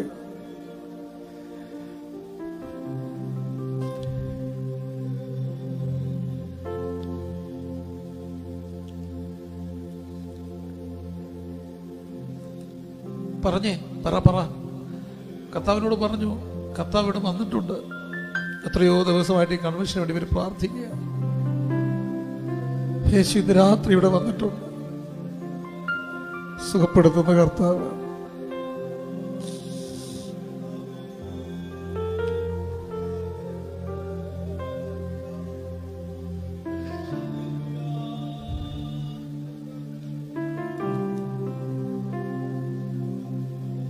കർത്താവെ, ഇപ്പോൾ എഴുന്നേറ്റ് നിന്ന് വ്യക്തിപരമായി ചില മേഖലകളിലേക്ക് യേശുക്രിസ്തുവിനെ ഉദയമായിട്ട് ക്ഷണിക്കുന്ന പൊന്നുമക്കളെ, തെറ്റിപ്പോയ കണക്കൂട്ടുകളിലേക്ക് നീ ഇറങ്ങി വരണമേ, ഇറങ്ങി വരണമേ. രാത്രി ആ മേഖലകളെ തൊടണമേ. അത് ആരോഗ്യമാകട്ടെ, സാമ്പത്തികമാകട്ടെ, മാന്യതയാകട്ടെ, തലമുറകളുടേതാകട്ടെ, കൂടപ്പിറപ്പുകളുടേതാകട്ടെ, വീടിൻ്റേതാകട്ടെ, ആത്മീയമാകട്ടെ, ഭൗതികമാകട്ടെ, ശാരീരികമാകട്ടെ, മാനസികമാകട്ടെ, ബന്ധങ്ങളുടേതാകട്ടെ, മരുമക്കളുടേതാകട്ടെ, സമാധാനമില്ലാത്തതാകട്ടെ. എത്ര കഷ്ടപ്പെട്ട ഓരോരുത്തരൊക്കെ മക്കൾക്ക് കല്യാണം ആലോചിക്കുന്നത്. കെട്ടിക്കൊണ്ട് വരുന്ന കുഞ്ഞുങ്ങൾ ബന്ധങ്ങളെ അകറ്റുന്നു. അപ്പം തന്നെ തിരിച്ച് എന്ത് കഷ്ടപ്പെട്ട ഒരു പെൺകുഞ്ഞിനെ കെട്ടിച്ചയക്കുന്നത്. കെട്ടിച്ച വീട്ടിൽ എല്ലാ വിദ്യാഭ്യാസവും കൊടുത്ത് ചോദിച്ച പൈസയ്ക്ക് ഇരട്ടി കൊടുത്ത് കെട്ടിച്ച് വിട്ട എത്രയോ മക്കൾ എന്നോട് പറഞ്ഞിട്ടുണ്ട്, ചെന്ന നാൾ മുതൽ കണ്ണീര് ചോറ് വീഴാതെ കഴിച്ചിട്ടില്ല. പെൺകുഞ്ഞിനെ ഓർക്കുമ്പോൾ നൊമ്പരപ്പെടുന്ന ഒത്തിരി മാതാപിതാക്കൾ. എന്നാൽ ഇന്ന് രാത്രി യേശു പറയുന്നു, എത്ര തെറ്റിയാലും എൻ്റെ കർത്താവ് പഴക്കിൻ്റെ കണക്കൂട്ടുകൾ തെറ്റത്തില്ല. വിളിച്ചേ യേശുവേ, അത് നിങ്ങളുടെ മോളുടെ വീട്ടിലേക്കാണോ? കർത്താവെ, എൻ്റെ കുഞ്ഞിനെ കെട്ടിച്ചു വിട്ടു, ആ വീട്ടിൽ പ്രയാസങ്ങൾ, അവിടേക്ക് ഇന്ന് രാത്രി യേശു വരണമേ. എൻ്റെ മോൻ്റെ കുടുംബജീവിതത്തിലേക്ക് യേശു വരണമേ. ഞങ്ങളുടെ വീട്ടിലെ അസമാധാനത്തിലേക്ക് യേശു കർത്താവെ അങ്ങ് വരണമേ. യേശുവിൻ്റെ നാമത്തിൽ ഇന്ന് രാത്രി ഈ സമയത്തൊരു വലിയ വിടുതൽ നടക്കുകയാണ്. കർത്താവെ, അങ്ങ് അങ്ങനെ ചെയ്യുന്നതിനായി സ്തോത്രം.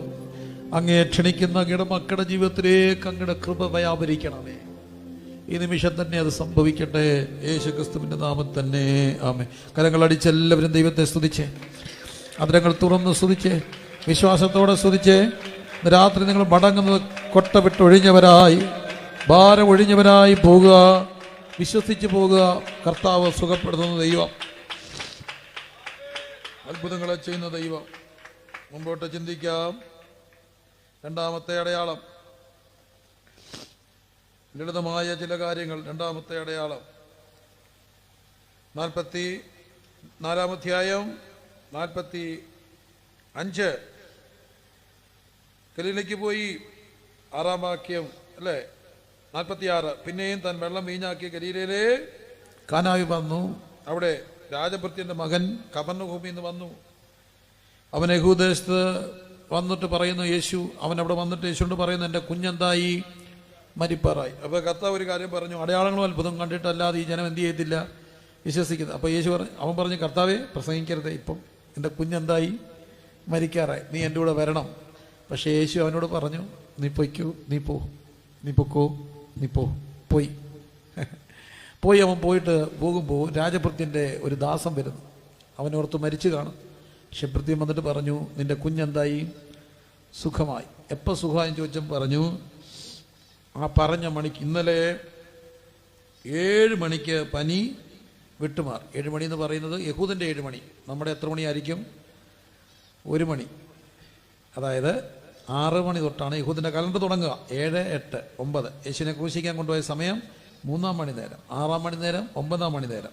അപ്പോൾ 7 മണി 1 മണിയാണ് നമ്മുടെ 1 മണി. ആ 1 മണിക്കാണ് യേശു പറഞ്ഞത്, പൊക്കോ, നിന്റെ കുഞ്ഞിനെ സുഖപ്പെടുത്ത്. ആ സമയത്ത് കുഞ്ഞിനെന്തായി? സുഖമായി. അപ്പം ഞാൻ ഗൂഗിൾ എടുത്തിട്ട് എൻ്റെ ഒരു സാഹചര്യം, ഞാൻ കഴിഞ്ഞ ശനിയാഴ്ച രാത്രി ശനിയാഴ്ച എനിക്ക് വല്ലാത്തൊരു പ്രയാസം. എനിക്ക് പിറ്റേ ദിവസം പുറത്ത് പോകണം. അപ്പോൾ എൻ്റെ പെങ്ങള്, ഞാൻ വീട് റാന്നിയിലാണ്, എൻ്റെ പെങ്ങള് ഡയാലിസിസ് ആണ്. അവൾക്കൊരു പെട്ടെന്നൊരു ചെറിയ ഈ കാൽസിഫിക്കേഷൻ്റെ ഒരു പ്രയാസം ഉണ്ട്, ഈ വല്ലാതെ പൊരിയുന്ന വേദന. തിരുവനന്തപുരത്ത് കൊണ്ടുപോകണം. അപ്പം ഞാനൊരു സഹോദരനേ ഉള്ളൂ, എനിക്ക് പോവുകയും വേണം. വല്ലാത്ത വിഷമം, എന്തോ ചെയ്യണമെന്ന് അറിയത്തില്ല. അതിവേദന കൊണ്ട് പെടയാണ്, എടുക്കാനും പിടിക്കാനും ഒക്കെ. ഒരു കുഞ്ഞ് മാത്രമേ ഉള്ളൂ. അപ്പോൾ ഞാൻ രാത്രി ഉറക്കം വന്നില്ല. ഞാൻ രാത്രി ഇറങ്ങിയിരുന്ന് കരയാൻ തുടങ്ങി. അപ്പോൾ കറണ്ടും പോയി, എന്നെ ഉറുമ്പും കടിച്ചു. സുഖമായില്ലേ? കറണ്ട് പോയി ഉറുമ്പ് കടിക്കുകയും ചെയ്യുമ്പോൾ ഒന്നിനും പഴിക്കരുത്, അപ്പോൾ എഴുന്നേറ്റ് വേണം പ്രാർത്ഥിക്കാൻ. അപ്പം കറണ്ട് വരും. കറണ്ടൊക്കെ പോയാൽ നമ്മുടെ ചിന്ത ഉറക്കം പോയെന്നാണ്. അപ്പോൾ സ്തോത്രം ചെയ്യണം. ഉറങ്ങാൻ പറ്റില്ല, ഇരുന്ന് എന്ത് ചെയ്യണം? പ്രാർത്ഥിക്കണം. അപ്പോൾ കറണ്ട് വരും. കാരണം കർത്താവിന് അറിയാം, കറണ്ട് പോക്കിയാൽ നിൻ്റെ ഉറക്കം കെടുത്തിയാൽ അവന് പണി കിട്ടുമെന്ന് പിശാചിന് അറിയാവുന്നതുകൊണ്ട് പിശാച് നിൻ്റെ ഒരിക്കലും കറണ്ട് കളയത്തില്ല. അവിടെ കറണ്ട് പോയാൽ ചൂടാവും. ചൂടാകുമ്പോൾ എന്ത് ചെയ്യും? എഴുന്നേൽക്കുമ്പോൾ ചുമ്മാ തെക്കും പടക്കം നടക്കാതെ ഇരുന്ന് എന്ത് ചെയ്യണം? പ്രാർത്ഥിക്കണം. സ്തോത്രം. അപ്പോൾ ഞാൻ ഇരുന്ന് പ്രാർത്ഥിക്കാം. അപ്പോൾ ഞാൻ എൻ്റെ നെറ്റിലൊന്ന് സെർച്ച് ചെയ്ത് നോക്കി, കാനായിൽ നിന്ന് കഫർനഹൂം വരെ ദൂരം എത്ര ഉണ്ട്. അപ്പോൾ എനിക്ക് കിട്ടി 26.7 കിലോമീറ്ററിന് ദൂരം കിട്ടി. അപ്പോൾ ഞാൻ സ്ഥിരം പോകുന്നതാണ്. ഏകദേശം അത്രയും കൃത്യം ദൂരമാണ് എൻ്റെ വീട്ടിൽ നിന്ന് എൻ്റെ പെങ്ങളുടെ വീട് വരെയുള്ള ദൂരം. 26.7 ദൂരം, ഏതാണ്ട് 27 കിലോമീറ്റർ താഴെയാണ് എൻ്റെ പെങ്ങളുടെ വീട്. അപ്പോൾ എനിക്കൊരു കാര്യം മനസ്സിലായത്, കർത്താവിന് എന്നോടുള്ള ദൂത. പിറ്റേ ദിവസം ഞായറാഴ്ച ഈ വചനം പ്രസംഗിച്ചിട്ട് 1 മണി. അപ്പം കണ്ണുടച്ചങ്ങ് ബൈബിളിനെ വിശ്വസിക്കുക. 7 മണി എന്ന് പറയുന്നത് നമ്മുടെ എത്ര മണി? 1 മണി. അപ്പോൾ 1 മണി ആയപ്പോൾ ഞാൻ എൻ്റെ പ്രിയപ്പെട്ടവർ പറഞ്ഞു, ഞാൻ ആരും പോകരുത്, ഞങ്ങളുടെ ഒരു 12:45 പോകുന്നവരുണ്ട്. ഞാൻ പറഞ്ഞു, ഇന്ന് ആരും പോകല്ല, 1 മണിക്കേ പോകാം. 1 മണിക്കേ ഞാൻ പ്രാർത്ഥിക്കത്തുള്ളൂ, 1 മണിക്ക് മുമ്പ് ഞാൻ പ്രാർത്ഥിക്കത്തില്ല. ഒരച്ഛൻ 1 മണിക്ക് മുമ്പ് എറണാകുളത്ത് പോകാൻ വേണ്ടി ഇറങ്ങിപ്പോയി. പുള്ളി പിന്നെ സാക്ഷ്യം പറഞ്ഞു, പുള്ളിക്കാരൻ പോയ വഴി കാറ് കേടായി, വഴി കിടന്നു, 6 മണിക്കാണ് പോയെന്ന്. 1 മണിക്ക് കണ്ണു അടച്ചങ്ങ് വിശ്വസിക്കുക ബൈബിളിനെ. അപ്പോൾ 1 മണിക്ക് ഞാൻ എല്ലാവരും പറഞ്ഞ് അങ്ങോട്ട് കൈ നീട്ടി പ്രാർത്ഥിക്കാൻ പറഞ്ഞു. 27 കിലോമീറ്റർ പറഞ്ഞു. പക്ഷേ രോഗം പൂർണ്ണമായിട്ട് മാറിയില്ലെങ്കിലും ഒരു ഭയങ്കര വിടുതലുണ്ട്. എനിക്ക് സമാധാനത്തോടെ പോകാനും. എനിക്കൊരു കർത്താവിനെ അറിയാം. ഇവിടെ നിന്നുകൊണ്ട് പ്രാർത്ഥിച്ചാൽ അങ്ങ് ദൂരം കേൾക്കുന്നൊരു ദൈവം. നമ്മുടെ കർത്താവിന് എന്തിൻ്റെ മേൽ അധികാരമുണ്ട്? ദൂരങ്ങളിൽ അധികാരമുണ്ട്. ഇന്ന് ഇവിടെ ഇരുന്നുകൊണ്ട് പ്രാർത്ഥിക്കുമ്പോൾ ദൂരത്തിൽ ഇരിക്കുന്നവരെ ആ നിമിഷം വിടിവിക്കാൻ കഴിയുന്ന, അന്ന് ടെലിഫോണില്ല, ഉണ്ടോ? ഇല്ല. നമ്മളിപ്പോൾ ഒരാളോട് ഹലോ എന്ന് പറഞ്ഞാൽ ആ നിമിഷം ഹലോ എവിടെ വേണമെങ്കിലും കേൾക്കും. അത് അമേരിക്ക കേൾക്കും, ഓസ്ട്രേലിയ കേൾക്കും. പക്ഷെ അന്ന് ഇൻ്റർനെറ്റ് ഇല്ല, അന്ന് റഡാറില്ല. പക്ഷേ നിന്റെ കുഞ്ഞിനെ സുഖപ്പെടുത്തുന്നുള്ള ശബ്ദ തരംഗം കിലോമീറ്ററുകൾക്ക് അപ്പുറത്തേക്ക് ചെല്ലുമ്പോൾ എൻ്റെ ദൈവത്തിൻ്റെ ഒരു പ്രത്യേകത എന്താ അവിടെ പഠിപ്പിക്കുന്നത്? നീ ഇവിടെ നിന്നുകൊണ്ട് പ്രാർത്ഥിച്ചാൽ ദൂരത്തിരിക്കുന്ന നിന്റെ കുഞ്ഞിനെ സുഖപ്പെടുത്താൻ കഴിയുന്ന ദൈവമുണ്ട്. ദൂരത്തിരിക്കുന്ന നിന്റെ പ്രിയപ്പെട്ടവരെ സൗഖ്യമാക്കാൻ, ബലപ്പെടുത്താൻ, വിടിവിക്കാൻ കഴിയുന്ന ദൈവമുണ്ട്. കർത്താവിന് ദൂരങ്ങളിൽ പ്രവർത്തിക്കാൻ കഴിയുന്ന ദൈവമാണ്. അതാണ് അടയാളങ്ങളുടെ എത്രാമത്തെ അടയാളം? 2ാമത്തെ അടയാളം. ഉറക്കെ പറഞ്ഞ്, 2ാമത്തെ അടയാളം. ഫലം ഇത്രയുമാണ്. ഇവിടെ നിന്നുകൊണ്ട് പ്രാർത്ഥിച്ചാൽ ദൈവം എവിടെ പ്രവർത്തിക്കും? ദൂരത്തിൽ പ്രവർത്തിക്കും. ദൂരത്തിൽ പ്രവർത്തിക്കും. വലിയ കാര്യമാണോ ഞാൻ പറയുന്നത്? എനിക്കറിയില്ല. പക്ഷേ അടയാളമായത് നമ്മുടെ വിശ്വാസം വർദ്ധിപ്പിക്കാൻ. അപ്പോൾ ഇന്ന് രാത്രി ഇവിടെ നിന്നുകൊണ്ട് നിങ്ങൾ പ്രാർത്ഥിക്കുമ്പോൾ നിങ്ങളുടെ ദൂരെ എവിടെയാണോ അവിടെ ഒരു വിടുതലുണ്ടാകാൻ പ്രാർത്ഥിക്കാം. പ്രാർത്ഥിക്കാൻ തയ്യാറാണോ? കർത്താവെ, ഗൾഫിലാകട്ടെ, അമേരിക്കയിലാകട്ടെ, ബാംഗ്ലൂർ ആകട്ടെ, മൈസൂർ ആകട്ടെ, ഒരു ഇടത്ത് ഞാൻ പ്രാർത്ഥിക്കുകയാണ്. കുഞ്ഞുങ്ങൾക്ക് വേണ്ടി ഞാൻ പ്രാർത്ഥിക്കുന്നു. പക്ഷെ കുഞ്ഞുങ്ങളെല്ലാവരും കരയുകയും പ്രാർത്ഥിക്കുകയും വിടുവിക്കപ്പെടുകയും ഒക്കെ ചെയ്യുന്നു. യോഗം നീണ്ടുപോയി. 10, 11, 12 മണിയൊക്കെ ആയി. വളരെ കൃത്യമായിട്ട് നിർത്തേണ്ട യോഗം. പക്ഷേ അന്നത് നീണ്ടുപോയി. ഇത്തിരി കരയുന്ന കുഞ്ഞുങ്ങൾ വിടുവിക്കപ്പെടും. യോഗം എല്ലാം കഴിഞ്ഞപ്പോൾ ഒരു മാന്യായ അമ്മ എന്നെ കാത്തവിടെ നിൽക്കുന്നു. ഞാൻ അമ്മയോട് ചോദിച്ചു, എന്നെ അമ്മ, നമ്മുടെ പറഞ്ഞ പാസ്റ്റർ ഒരു രഹസ്യം പറയാനുണ്ട്. ഒരമ്മയുടെ രഹസ്യം. ഇവിടെ നിന്നുള്ള എല്ലാ കുഞ്ഞുങ്ങൾക്കും വേണ്ടി പ്രാർത്ഥിച്ചപ്പോൾ ഞാൻ പുറകിരുന്ന് ചങ്ക് പൊട്ടിക്കരഞ്ഞു. കാരണം എൻ്റെ കുഞ്ഞ് പുറത്ത് പഠിക്കുകയാണ്. എൻ്റെ കുഞ്ഞിനൊരു പ്രേമക്കുരുക്കുണ്ട്. ഞാൻ പലവട്ടം അവളോട് പറഞ്ഞപ്പോൾ വയലൻ്റായി. ഞാൻ ഇവിടുന്ന് പ്രാർത്ഥിച്ചുകൊണ്ടിരുന്നപ്പോൾ എനിക്കൊരു ഫോൺ കോൾ വന്നു. എടുത്തപ്പോൾ എൻ്റെ കുഞ്ഞിനോട് ചോദിച്ചു, അമ്മ എവിടെയാ? ഹോളില്ല. എന്തെടുക്കുക? പ്രാർത്ഥിക്കുക. സമാധാനമായല്ലോ തള്ളേ നിങ്ങൾക്ക് പ്രാർത്ഥിക്കാൻ. പിള്ളേർ ഒരു വർത്താനയില്ലേ? നിങ്ങളിപ്പോഴും നിങ്ങൾക്ക് എന്നാ ആ ചെറുക്കൻ ഇപ്പം എന്നെ ഫോൺ ചെയ്ത് പറഞ്ഞു, ഈ ബന്ധം ഇവിടം കൊണ്ട് അവസാനിപ്പിക്കുകയാണ്. അമ്മ ഇവിടെ നിന്ന് കരഞ്ഞപ്പോൾ അകലെ ഒരു വിടുതലുണ്ട്. എൻ്റെ കർത്താവിന് ദൂരങ്ങളിൽ പ്രവർത്തിക്കാൻ കഴിയും. ഇന്ന് രാത്രി നീ ഇവിടെ നിന്ന് കരയുമ്പോൾ ദൂരെ എവിടെയോ ഒരു വിടുതൽ നടക്കും. വിശ്വസിക്കുന്നുണ്ടോ? അങ്ങനെ പ്രാർത്ഥിക്കണം. എനിക്കിവിടെ കർത്താവേ, അത് നിങ്ങളുടെ കുഞ്ഞുങ്ങളാകട്ടെ, നിങ്ങളുടെ പ്രിയപ്പെട്ടവരാകട്ടെ, നിങ്ങളുടെ തലമുറകളാകട്ടെ, പ്രത്യേകിച്ച് ഈ പ്രിയപ്പെട്ട കുടുംബത്തിൻ്റെ പിതാവ് അങ്ങ് ദൂരെ തിരുവനന്തപുരത്ത് ഹോസ്പിറ്റലിൽ സുഖമില്ലായിരിക്കുക. ഇവിടെ നിന്നുകൊണ്ട് ജനം പ്രാർത്ഥിക്കുമ്പോൾ മെഡിക്കൽ കോളേജിൽ ഒരു വിടുതലുണ്ടാകട്ടെ. അച്ഛൻ കുഞ്ചാൻ അല്ലേ? അച്ഛൻ കുഞ്ചാന് വേണ്ടി പ്രാർത്ഥിക്കാൻ തയ്യാറാണോ? ഒരു നിമിഷം പ്രാർത്ഥിക്കാൻ പോകുക. എല്ലാവരും കരമുയർത്തി. എനിക്ക് ആ ജോസ് ബ്രദറിൻ്റെ ചങ്കിൻ്റെ ഭാരം മനസ്സിലായി. ആരോഗ്യക്കുറവ് പ്രശ്നമൊന്നും ഇല്ലാത്തൊരു പിതാവിന് പെട്ടെന്നൊരു പ്രയാസം. അമ്മ ജീവനോടുണ്ട്. ഒരിക്കലും അമ്മ ഇരിക്കുമ്പം തൻ്റെ മകൻ ക്ഷീണിക്കാൻ പാടില്ല. എല്ലാവരും പ്രാർത്ഥിച്ചേ. തിരുവനന്തപുരത്ത് ഇവിടെ നിന്ന് ഒരു 60 കിലോമീറ്റർ കാണുമോ, 70 കിലോമീറ്റർ ദൂരെ ആ മെഡിക്കൽ കോളേജിൽ അച്ഛൻ കുഞ്ചാനെ സുഖപ്പെടുത്തുവാൻ പ്രാർത്ഥിച്ച്, യേശുവേ ഞങ്ങളിപ്പോൾ പ്രാർത്ഥിക്കുക. തൻ്റെ മകന് ശുശ്രൂഷയ്ക്ക് ഓടിപ്പോകേണ്ടതാ. ശുശ്രൂഷയ്ക്ക് പോകണമെങ്കിൽ പിതാവ് ആരോഗ്യത്തോടെ ഇരിക്കണം.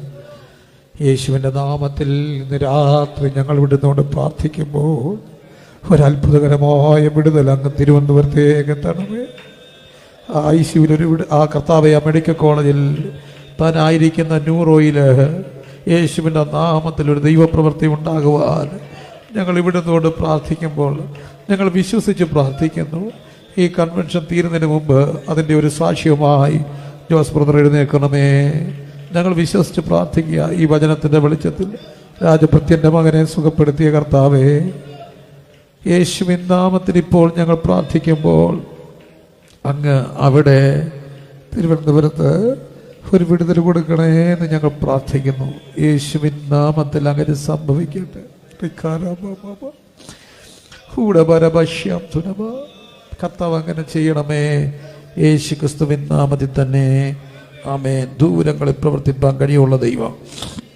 അങ്ങനെയാണെങ്കിൽ ഇന്ന് ഇവിടുന്നോണ്ട് പ്രാർത്ഥിക്കുമ്പോൾ കർത്താവെ, ദൂരെ ഇരിക്കുന്ന എൻ്റെ കുഞ്ഞ്, ദൂരെ ഇരിക്കുന്ന എൻ്റെ സഹോദരൻ, ദൂരെ ഇരിക്കുന്ന എൻ്റെ പ്രിയപ്പെട്ടവൻ, ദൂരെ ഇരിക്കുന്ന ആരുമാകട്ടെ, അകലങ്ങളിൽ ദൂരെ എനിക്ക് ഒരു വിടുതലിൻ്റെ വിഷയമുണ്ട്, പ്രാർത്ഥിക്കണം എന്ന് ആഗ്രഹിക്കുന്നവർ കരമുയർത്തിക്കേ. അവിടെ ദൂരെ ഒരു വിടുതൽ കരമുയർത്തി പ്രാർത്ഥിച്ചേ. എവിടെയാണോ അവിടെ വിശ്വാസത്തോടെ നിങ്ങൾ ഉയർത്ത്. നിങ്ങളും ദൈവവും മാത്രം കരമുയർത്തിക്കേ, കരമുയർത്തി പ്രാർത്ഥിച്ചേ. അങ്ങ് ദൂരെ ഒരു വിടുതലുണ്ടാകട്ടെ. നിങ്ങൾ ഹൃദയം നിറഞ്ഞ് പ്രാർത്ഥിക്കട്ടെ. ആ ദൂരം എവിടെയാണോ ആ വിഷയം ദൈവത്തോട് പറയുക. ഇപ്പം നിങ്ങളുടെ സമയമാണ്. ദൈവത്തോട് പറയുക, കർത്താവെ, അത് കുവൈറ്റിലാകട്ടെ, മസ്കറ്റിലാകട്ടെ, മൈസൂറാകട്ടെ, ബാംഗ്ലൂരാകട്ടെ, മംഗലാപുരത്താകട്ടെ, തിരുവനന്തപുരത്താകട്ടെ, കോട്ടയത്താകട്ടെ, കോഴിക്കോട്ടാകട്ടെ, കൊട്ടാരക്കരയാകട്ടെ, എവിടെയാണോ അവിടെ കർത്താവെ, ഇന്ന വിഷയത്തിന്മേൽ എനിക്കൊരു വിടുതൽ വേണം. പ്രാർത്ഥിച്ചേ. അതരം തുറന്ന് സ്തുതിച്ച് പ്രാർത്ഥിച്ചേ. അതരം തുറന്ന് സ്തുതിച്ച് പ്രാർത്ഥിച്ചേ. യേശുവിൻ്റെ നാമത്തിൽ കർത്താവെ, ദൂരെ പ്രവർത്തിക്കുന്ന ദൈവമേ, തിരുവനന്തപുരത്ത് കിടക്കുന്ന അച്ചമുച്ചാന് വേണ്ടി ഞങ്ങൾ പ്രാർത്ഥിച്ചു. ഞങ്ങൾ വിശ്വസിക്കുന്നു ഈ ജീവൻ്റെ വചനം ഇപ്പോൾ അവിടെ എത്തിയിട്ടുണ്ട്. ഞങ്ങൾ ഈ പ്രാർത്ഥിച്ച 9:05 9:05 അവിടെ ഒരു വിടുതലുണ്ടായെന്ന് ഞങ്ങൾ വിശ്വസിക്കുന്നു. ഈ 9:05 ഈ മക്കൾ പ്രാർത്ഥിക്കുമ്പോൾ ദൂരെ ഒരു വിടുതൽ കൊടുക്കണേ, ദൂരെ ഒരു വിടുതൽ കൊടുക്കണേ, ദൂരെ ഒരു വിടുതൽ കൊടുക്കണേ കർത്താവേ, ദൂരെ വിടുതൽ കൊടുക്കണമേ. റിഖാന ഭാഷ കണ്ടു നിറഞ്ഞ് ചങ്ക് കലങ്ങി ദൈവത്തോട് വേദന പറയുന്ന ഈ പ്രിയപ്പെട്ടവരുടെ ദൂരങ്ങളിൽ നിന്റെ വിടുതൽ കൊടുക്കണേ കർത്താവേ. ഈ ശബ്ദം കേൾക്കുന്ന എൻ്റെ അയൽക്കാരായ ബഹുമാന പ്രിയപ്പെട്ടവരെ, നിങ്ങൾക്കും പ്രാർത്ഥനയുണ്ടെങ്കിൽ ഈ നിമിഷം നിങ്ങളും പ്രാർത്ഥിക്കുക. എവിടെയോ ദൂരെ നിങ്ങളൊരു പക്ഷേ ഈ ശബ്ദം നിങ്ങളെ കേൾപ്പിക്കുന്നത് ദൈവം അല്ലയോ? ദൈവത്തിൻ്റെ വചനം ജനൽ തുറന്നിട്ട് നിങ്ങളുടെ വീട്ടിലേക്ക് കയറട്ടെ. കർത്താവേ, രാജഭൃത്യൻ്റെ മകനെ സുഖപ്പെടുത്തി എൻ്റെ കർത്താവേ, ഇന്ന് രാത്രിയിൽ ഈ 9:05 എൻ്റെ ദൂരെ ഇരിക്കുന്ന ആ വിഷയത്തിൻ്റെ മേൽ നിന്റെ കരം വെളിപ്പെടണമേ കർത്താവേ. കരമുയർത്തി അങ്ങയോട് നിലവിളിക്കുന്ന ഈ പ്രിയപ്പെട്ടവരെ ദൈവം ഇപ്പോൾ സുഖപ്പെടുത്തണമേ. ഈ പ്രിയപ്പെട്ടവരെ സുഖപ്പെടുത്തണമേ, ഈ പ്രിയപ്പെട്ടവരെ സുഖപ്പെടുത്തണമേ കർത്താവ്. അങ്ങനെ ചെയ്യണമേ യേശുവിൻ നാമത്തിൽ തന്നെ. ആമേൻ. അകലങ്ങളിൽ പ്രവർത്തിക്കുന്ന ദൈവം പ്രവർത്തിക്കുന്ന ദൈവം. വിശ്വസിക്കുന്നവർ ദൈവത്തിന് സ്തോത്രം ചെയ്തേ. ഹല്ലേലൂയ. കരമടിച്ച് ദൈവത്തെ സ്തുതിച്ച്, കരങ്ങളെ അടിച്ച് ദൈവത്തെ സ്തുതിച്ച്, കരങ്ങളടിച്ച് ദൈവത്തെ സ്തുതിച്ച്. ഹർക്കാദിഗാനഗദന ശംധന റിബന ഹദന റിഗല രബന ഹദന റിഗല ഹുരഗന ശംധന റിഗന ഹദന റിഗല. കർത്താവേ, ദൂരെ പ്രവർത്തിപ്പാൻ നിനക്ക് കഴിയും. അടയാളങ്ങളിൽ രണ്ടാമത്തേത് ദൂരങ്ങളിൽ പ്രവർത്തിക്കുന്ന ദൈവം. ഒരമ്മയുടെ കണ്ണീര് അങ്ങ് ദൂരെ മകനെ വിടുവിക്കും. ഒരു ഭാര്യയുടെ കണ്ണീര് അങ്ങ് ദൂരെ ഭർത്താവിനെ മേൽ വിടുവിക്കും. ഒരു മകൻ്റെ കണ്ണീര് അങ്ങ് ദൂരെ പിതാവിനെ വിടുവിക്കും. ഒരപ്പൻ്റെ കണ്ണീര് അങ്ങ് ദൂരെ മകനെ വിടുവിക്കും. ഒരമ്മയുടെ കണ്ണീര് അങ്ങ് ദൂരെ കെട്ടിച്ച് വിട്ട മോടെ വീട്ടിൽ വിടുതലാകും. ഒരു കൂടപ്പുറപ്പിൻ്റെ കണ്ണീര് ഇവിടെ സഹോദരൻ്റെയും വിടുതലിന് കാരണം. ദൂരെ വിടുവിക്കുന്ന ദൈവം, ദൂരെ വിടുവിക്കുന്ന ദൈവം.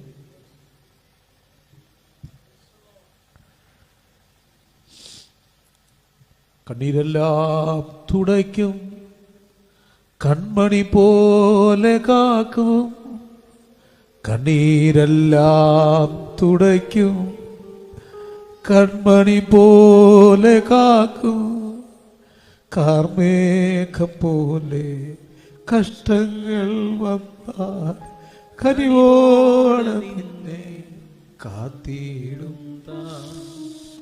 കാർമേഘം പോലെ കഷ്ടങ്ങൾ വന്നാലും കനിവോടെ നിന്നെ കാത്തിടും താനേശു വിളിക്കുന്നു, യേശു വിളിക്കുന്നു, സ്നേഹമോടേത കരങ്ങൾ നീട്ടി യേശു വിളിക്കുന്നു. സ്നേഹമോടെ തൻ കരങ്ങൾ നീട്ടി യേശു വിളിക്കുന്നു. കുളക്കടവില് മൂന്നാമത്തെ അടയാളം, 5-ാമത്തെ അധ്യായം. ഒരു മനുഷ്യൻ എവിടെ കിടപ്പുണ്ടായിരുന്നു? ബെഥെസ്ദാ കുളക്കടവിൽ. വേഗത്തിൽ പറയാം, എത്രയാണ്ടായിട്ട്? 38. എനിക്ക് അത്ഭുതം തോന്നിയത്, എൻ്റെ യേശുവിന് അന്ന് ഒരു 31 വയസ്സല്ലേ 32 വയസ്സ് കാണും. എൻ്റെ യേശു ഭൂമിയിലേക്ക് അവതരിക്കുന്നതിന് മുമ്പേ അവനവിടെ കിടപ്പുണ്ട്. പക്ഷേ ഈ ഭൂമി വരുന്നതിന് മുമ്പേ അവനവനെ കണ്ടു. അവൻ്റെ അടുക്ക് ഞാൻ പോകും, അവൻ്റെ അടുക്ക് ഞാൻ പോകും.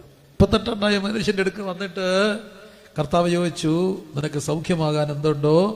മനസ്സുണ്ടോ? അവൻ പറഞ്ഞു, എന്നെ എടുത്തിറക്കാൻ എന്തില്ല? ആരുമില്ല. പക്ഷേ ഒരു കാര്യം ചെയ്തു, ഇവനെ കൊണ്ടുവന്നപ്പോൾ ഒത്തിരി പേര് കാണും. എടുക്കാൻ വേണ്ടി, എറിയാൻ വേണ്ടി, കുളത്തിലിറക്കാൻ വേണ്ടി ആരൊക്കെ ആദ്യം തൊട്ടേ ശ്രമിച്ചു കാണും. പക്ഷെ കൊണ്ടുവന്നവരെല്ലാം പോയി കാണും. ഇതാണ് രോഗം. ഒരു രോഗം തുടങ്ങിയാൽ ഒത്തിരി രോഗികൾ വന്നു. കിടപ്പിലായപ്പോൾ എല്ലാവരും വന്നു. പക്ഷെ കുറേ നാൾ കിടന്നാൽ പിന്നെ ആരും വരാതാകും.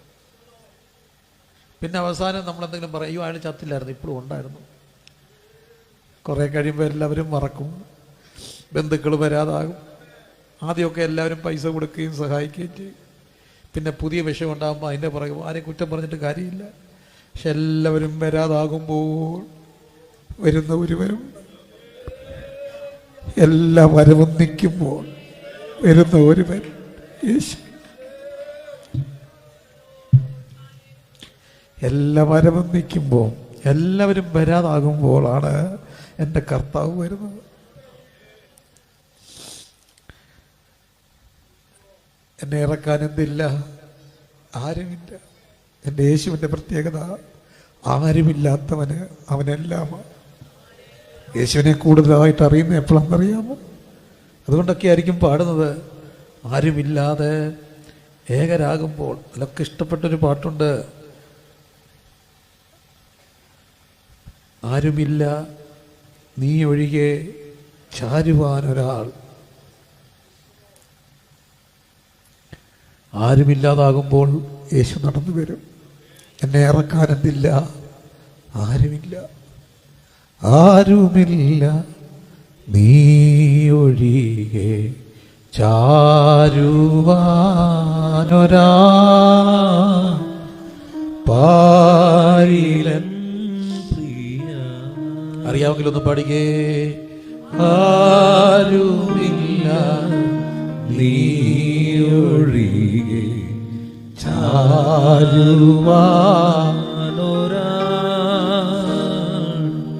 പാരിലൻ പ്രിയ.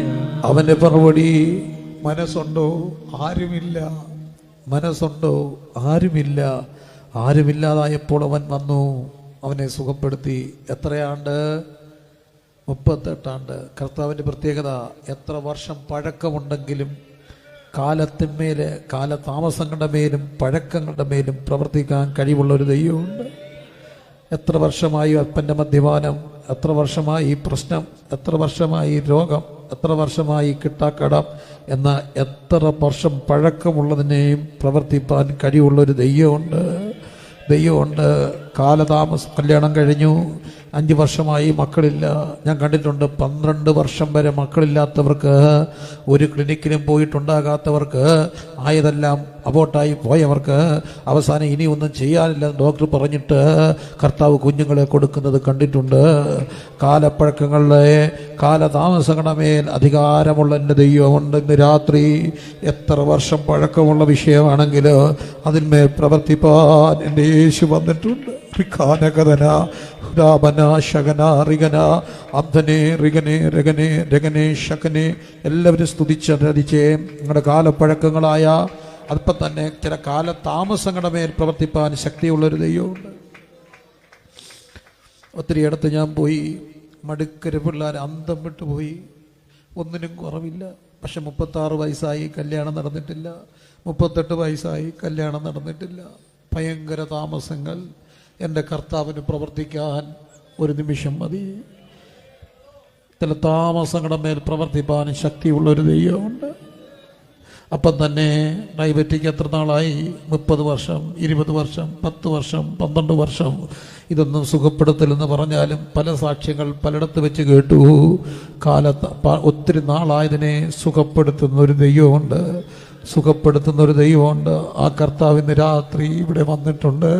നിനക്ക് വേണ്ടി മാത്രമായി യോഗം, നിനക്ക് വേണ്ടി മാത്രമായി യോഗം, നിനക്ക് വേണ്ടി മാത്രമായി യോഗം. കണ്ണുകളെല്ലാം അടച്ച് പ്രാർത്ഥിച്ച് കാലതാമസങ്ങൾ ഇത്ര വർഷമായ 1 മാസം, 1 വർഷം, 2 വർഷം, 3 വർഷം, 4 വർഷം, 5 വർഷം. കർത്താവേ ഇന്ന് മാറും. എന്നോട് ഒത്തിരി മക്കൾ ചോദിച്ചു, കല്യാണം കഴിഞ്ഞു ശരിയാകുന്നില്ല, വീട്ടിൽ പ്രശ്നം. മക്കളെ ശരിയാകും എൻ്റെ പൊന്നച്ചാച്ച. ഇനി എന്ന് ശരിയാകാനാ? മൂക്കി പല്ലുകൾ തട്ടോ. ഇനി വയസ്സനായിട്ട് ശരിയായിട്ട് എന്താ പ്രയോജനം? ഞാൻ ആ കൊച്ചുങ്ങളോട് പറഞ്ഞു, നിന്റെ പിൽക്കാലം മറന്നു പോകുന്നത് പോലെ നിന്റെ പിൽക്കാലത്തേക്കാൾ നല്ലൊരു മാന്യത തരുവാൻ ദൈവത്തിന് കഴിയും. ഒഴുകിപ്പോയ വെള്ളം പോലെ നീ അതിനെ ഓർക്കത്തക്കവണ്ണം വർഷങ്ങൾ നീ അനുഭവിച്ച സകല വേദനയും ഒഴുകിപ്പോയ വെള്ളം പോലെ ഓർക്കത്തക്കവണ്ണം വർഷങ്ങൾ കൊണ്ട് അനുഭവിച്ചതിനെ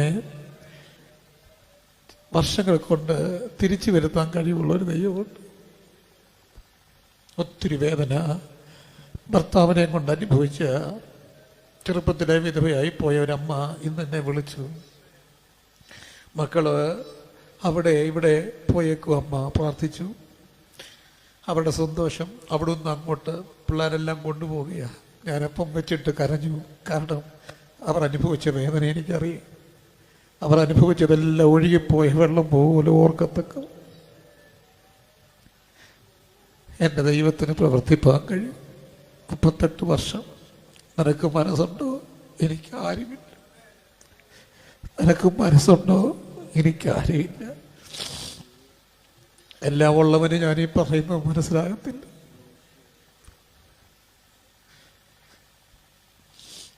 കാലതാമസങ്ങളുടെ മേൽ പ്രവർത്തിക്കുന്ന ദൈവം, ആ ദൈവം ഇന്ന് രാത്രി ഇവിടെ വന്നിട്ടുണ്ട്. എന്തിന്? നിനക്ക് വേണ്ടി മാത്രം. പ്രാർത്ഥിച്ചേ. ഇത്ര വർഷമായ രോഗങ്ങളെ എല്ലാം ദൈവകരങ്ങളിലേക്ക് ഏൽപ്പിച്ചേ. എനിക്കും അതൊരു വെളിപ്പാടായിരുന്നു. വർഷങ്ങൾ പഴക്കമുള്ള രോഗങ്ങളെ സുഖപ്പെടുത്താൻ കഴിവുള്ള ദൈവം, വർഷങ്ങളായി വേദന നിരുന്ന നിന്റെ കുഞ്ഞിൻ്റെ കുടുംബജീവിതത്തെ പണിയാൻ കഴിവുള്ള ദൈവം. നമ്മൾ പലതും അംഗീകരിച്ചിട്ട് പറഞ്ഞു ഇതെൻ്റെ വിധിയാ. എന്നാൽ നിന്റെ വിധികളെ മാറ്റുന്ന ദൈവമുണ്ട്. ദൈവം തൻ്റെ ജനത്തിൻ്റെ സ്ഥിതി മാറ്റുന്ന ദൈവം. നിന്റെ വിധി ഇതാണെന്ന് നീ പറയരുത്. നിന്റെ വിധിയെ മാറ്റാൻ എൻ്റെ ദൈവം വന്നിട്ടുണ്ട്. സ്തോത്രം, സ്തോത്രം, സ്തോത്രം, സ്തോത്രം. ദൈവം തൻ്റെ ജനത്തിൻ്റെ സ്ഥിതി മാറ്റുമ്പോൾ യാക്കോബ് സന്തോഷിക്കും, ഇസ്രായേൽ ആനന്ദിക്കും. ഇന്ന് രാത്രി പല വർഷങ്ങളായ പ്രതിസന്ധികളെ മാറ്റുന്ന ദൈവം വന്നിട്ടുണ്ട്. ഇതാണ് എൻ്റെ വിധി കർത്താവേ. എല്ലാവരും പഠിച്ചു, അവർക്കെല്ലാം എല്ലാം ഉണ്ട്, എല്ലാവർക്കും എല്ലാം ഉണ്ട്. പക്ഷെ എനിക്ക് മാത്രമൊന്നുമില്ല. ഇത്ര വർഷമായി നിന്റെ വിധിയാ. പക്ഷെ നിന്റെ വിധിയെ മാറ്റാൻ യേശു വന്നിട്ടുണ്ട്. എൻ്റെ വിധിയെ മാറ്റാൻ കർത്താവ് വന്നിട്ടുണ്ട്. നീ വിധിയെ പഠിച്ച് ജീവിക്കാൻ വിളിക്കപ്പെട്ടവനല്ല. പിശാചി നിന്നോട് വന്ന് പറയുക ഇതാണ് നിന്റെ വിധി എന്ന കർത്താവ് പറയുന്നത്. നിന്റെ വിധിയെ മാറ്റും, നിന്റെ സ്ഥിതിയെ മാറ്റും.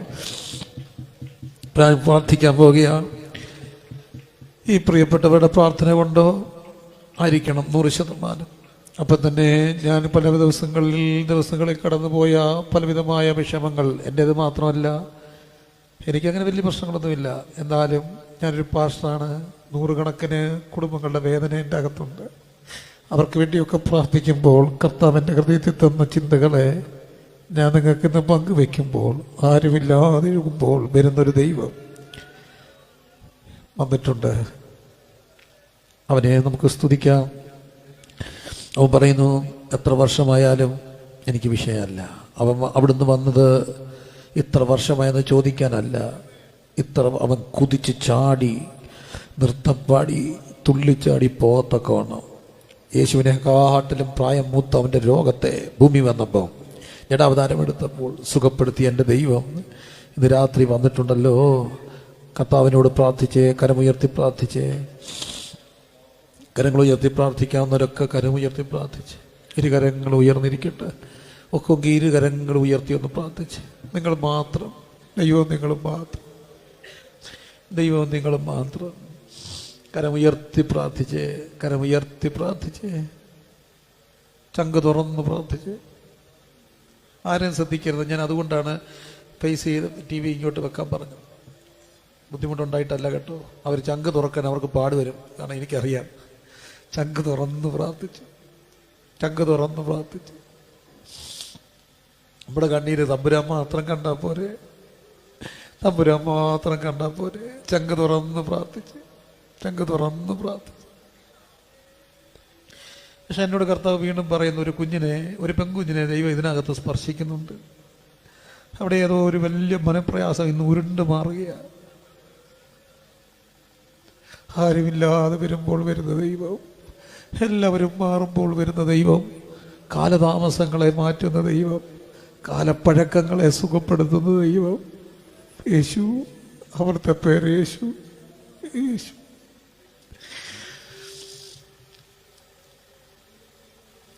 അപ്പം നിങ്ങളുടെ ശ്വാസത്തെക്കാൾ അടുത്തിന്ന് രാത്രി പന്തലിൽ കൂടെ വരുന്നുണ്ട്. 2-3 പേർ എൻ്റെ നാമത്തിൽ എവിടെ കൂടിയാലും അവരുടെ നടുവിൽ വരുമെന്ന് പറഞ്ഞ യേശുവിൻ്റെ രാത്രി പന്തലിലൂടെ നടക്കുക.